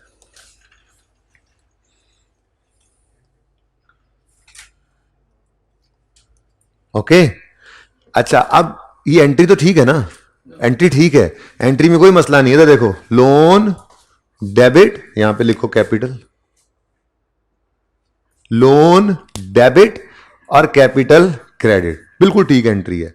लेकिन एक छोटा सा मसला है, ये कैश का आना जाना शो नहीं हो रहा इसमें, जबकि दरअसल डीप डाउन जाकर देखें तो कैश का आना जाना तो हुआ है ना, कैश इनफ्लो भी हुआ है, आउटफ्लो भी हुआ है। अगर इसको कोई बच्चा इग्नोर कर जाता है तो कोई मसला नहीं है, कोई मसला नहीं है, एक आध नंबर मिस हो जाएगा, वरना सवाल पे असर कोई नहीं पड़ना। कैश ने आना है और कैश ने जाना है, तो नेट में कैश फ्लो पे असर नहीं पड़ना, लेकिन यह कि आधा नंबर यहां पे लूज कर सकता है बच्चा। इसलिए याद रखना, जब मैं यहां पर, इधर देखो, यहां पर जब मैं कैश, ठहर जाओ ना, कैपिटल, फ्रेश कैपिटल जब लाएंगे ओनर तो घर से, फ्रेश कैपिटल जब ओनर घर से लाते हैं तो कैश इनफ्लो होता है, और लोन जब रीपे होता है तो कैश आउटफ्लो होता है। ठीक है, तो ये कैश आउटफ्लो लोन रीपेड का और कैश इनफ्लो, ये भूलना मत, मैं ये कह रहा हूं 100 ये ना असल में नजर नहीं आना, एंट्री इसकी इस तरह से होती है अकाउंटिंग के अंदर, लेकिन कैश फ्लो में मिस नहीं करना। अगर ऐसी कोई ट्रांजेक्शन आ जाए और कोई भूल जाए तो कोई गल नहीं यार, कुछ भी नहीं होता, खैर है, कुछ भी नहीं होता। ओके, एक आध नंबर से कोई मर्ग नहीं हो जाना, सारा सवाल भी तो सही करते हुए आए हो। ओके, अच्छा जी, अब मसला क्या है? मसला है बैलेंसिंग का। पहले बैलेंसिंग करना शुरू करते हैं। ये लेजर बैलेंस हो चुका है, बोलो हो चुका है बैलेंस? ये लेजर बैलेंस करो, सारे लेजर बैलेंस करो जल्दी जल्दी, ये लेजर बैलेंस करो, 690 इधर आ रहा है, डेप्रीसिएशन होगी। पहली बात है लैंड डेप्रीशिएट होता ही नहीं है। दूसरी बात ये तो अकोमोडेशन वैसे ही अलग रख रहे हैं, तो एसेट अकाउंट में तो कॉस्ट आनी चाहिए थी, तो नॉर्मल अजम्पशन क्या लेनी चाहिए फिर, एसेट बिका होगा जी, डिस्पोजल है। ठीक है, अब एसेट अकाउंट में 690 यहां से निकलकर डिस्पोजल के अकाउंट में जाएगा। हमारा डिस्पोजल अकाउंट पहले से ही तैयार खड़ा है, मुंह खोले खड़ा है जी। कितना 690 लैंड से आ गया। अब डेप्रिसिएशन तो है नहीं, बताओ बैलेंसिंग फिगर क्या आ गई। आसान है या मुश्किल? मुश्किल सिर्फ ये है कि आज आप 2 दफा इसको कर लो जाके, एक दफा, ये इंशाल्लाह बहुत आसान हो जाएगा। और लॉजिक्स हर रोज इंशाल्लाह आती जाएंगी। जी बोलो। 754 का कैश इनफ्लो हुआ। अब ये देखो, गेन को रिवर्स कर चुके थे नॉन कैश में, 754 के कैश को आप यहां पर ले लोगे। 7 लैंड वाला है 754। कौन सी वर्किंग में निकाला आपने? वर्किंग 10 में। ठीक है, ये इनफ्लो है, गेन रिवर्स्ड, कैश इनफ्लो ले लिया। सही है, आगे बढ़ो, बैलेंस करते आओ। लॉन्ग टर्म लोन को बैलेंस करो, बैलेंसिंग फिगर कोई निकल रही है 75। किस तरफ? यानी कि मजीद कुछ रीपे हुआ है लोन। नॉर्मल अजम्पशन नहीं, नॉर्मल अजम्पशन जो नॉर्मल चीज इस तरफ आती है। क्यों? गलती तो उसने कही कोई नहीं हुई। तो अगर सब कुछ हमने लिख दिया तो फिर इधर बैलेंस आ रहा है, तो ये क्या हो सकता है? Probably loan repaid. क्या हो सकता है जी? Loan repaid. तो ये 75 का लोन जिसने सिर्फ लिख दिया, कोई नहीं, एक आध नंबर मिस होगा। मैं तो ये कह रहा था कि 100 को भी लोन रीपेमेंट के अंदर शो कर दो, ये मैंने कहा था। कोई भूल जाए तो कोई बात नहीं जी। वर्किंग नंबर 4 से ही आपने निकाला, तो ये आ गया 175। आउटफ्लो, लोन रीपे हुआ है, आउटफ्लो। बिल्डिंग डिस्पोज कोई नहीं हुई, जल्दी बताओ। 500 डेबिट साइड पे, मानो ना मानो फिर एडिशन है। क्यों? और डेबिट साइड पे क्या आ सकता है? तो ये बार बार बैलेंस कर रहा हूं ताकि आहिस्ता आहिस्ता समझ आती जाए। और घर पे 2 दफा करने वाले को कल इंशाल्लाह बहुत फायदा होगा, और परसों तक तो इंशाल्लाह आप इस टॉपिक में फिर बहुत रिलैक्स हो चुके होंगे जी। Addition in cash paid for addition in buildings, कौन सी वर्किंग में निकला जी? ये वर्किंग नंबर 4 में। कितना जी? 500। आउटफ्लो है कैश पेड फॉर एडिशंस। भाई समझ आ रही है? ग्लासेस वाले भाई समझ आ रही है? बैंगनी कपड़ों वाले भाई समझ आ रही है?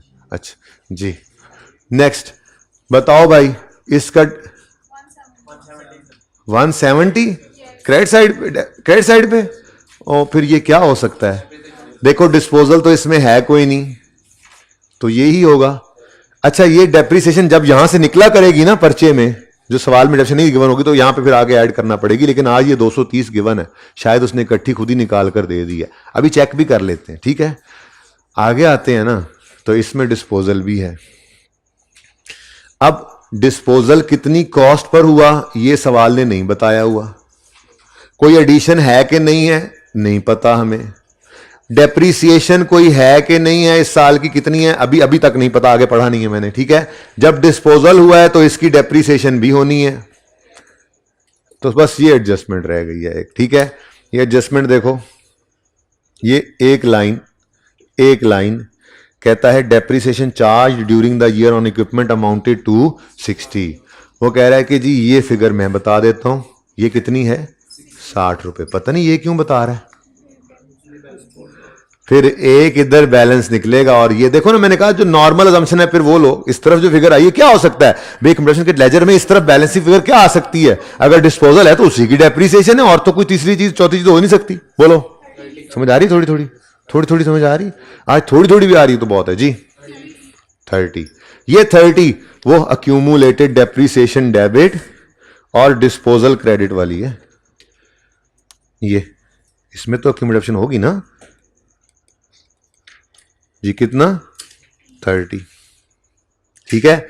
अब अभी भी हमें कोई नहीं पता चल रहा कि कैश कितना है। ये लॉस जरा नीचे ले आए, लॉस कितना था, भूल गया मैं, 15। देखो ना, कैश डेबिट डिस्पोजल क्रेडिट ये होता है, और अभी तक ना मुझे कैश पता है, ना इक्विपमेंट अकाउंट से जो कॉस्ट आनी है वो पता है, ठीक है ना। फिलहाल मुझे ये दोनों चीजें नहीं पता। डिस्पोजल पूरा नहीं हो रहा अभी तक, डिस्पोजल पूरा नहीं हो रहा। चलो अल्लाह का नाम लेकर आगे बढ़ते हैं। क्या कहता है आगे? Equipment having book value of 75 was, ओए शुक्र है, जाने वाले एसेट की कितनी बुक वैल्यू है? 75। उसकी अक्यूमुलेटेड एक्शन हमने कितनी अभी अभी निकाली है? 30, है ना? उसकी बुक वैल्यू कितनी है? सवाल में कह रहे हैं जी बुक वैल्यू कितनी है? आपको पता है कॉस्ट किसके बराबर होती है? कॉस्ट किसके बराबर होती है? छोड़ो, बुक वैल्यू किसके बराबर होती है? Cost minus accumulated. ठीक है, हम कॉस्ट चाहते हैं तो आप क्या करो, book value plus accumulated depreciation कर दो। बुक वैल्यू सवाल ने बता दी 75, अक्यूमुलेशन हम निकाल चुके हैं, वर्किंग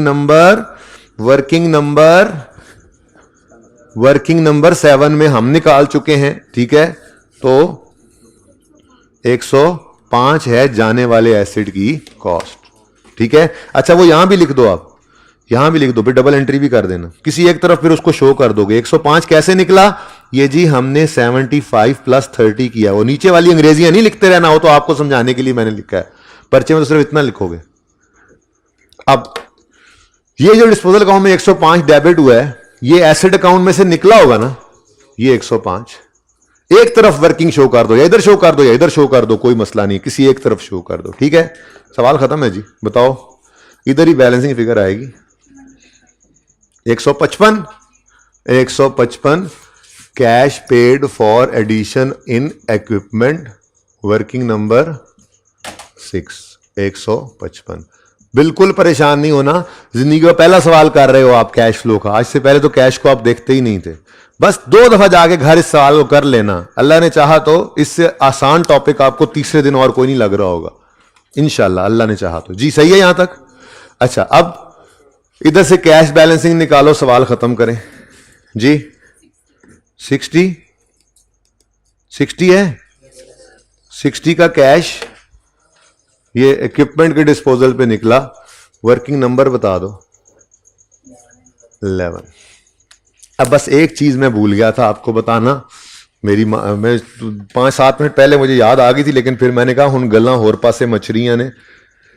ये 950 का प्रॉफिट कैपिटल के अकाउंट में इस तरफ नजर आना होता है।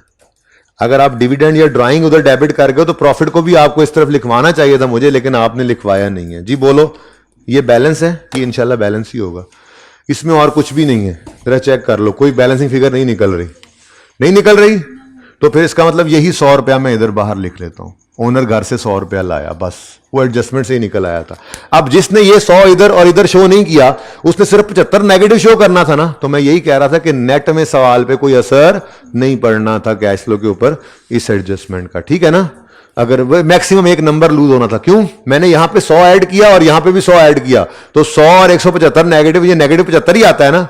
ठीक है, मैं कह रहा हूं अगर ये कोई भूल जाता 100 शो करना, तो वो नेगेटिव 75 ही शो करता, तो कैश फ्लो सही हो जाती, एक आध नंबर मिस हो जाता। ठीक है, और सही है। कोई ऐसा लेजर जो अभी तक बैलेंस ना किया हो आपने? सारे हो गए हैं, तो फिर टोटल बताओ इसका। 47 पॉजिटिव है, पॉजिटिव 47 आ गया जी, ए का टोटल हमारा। 2-1 बच्चे और भी चेक कर लिया करो।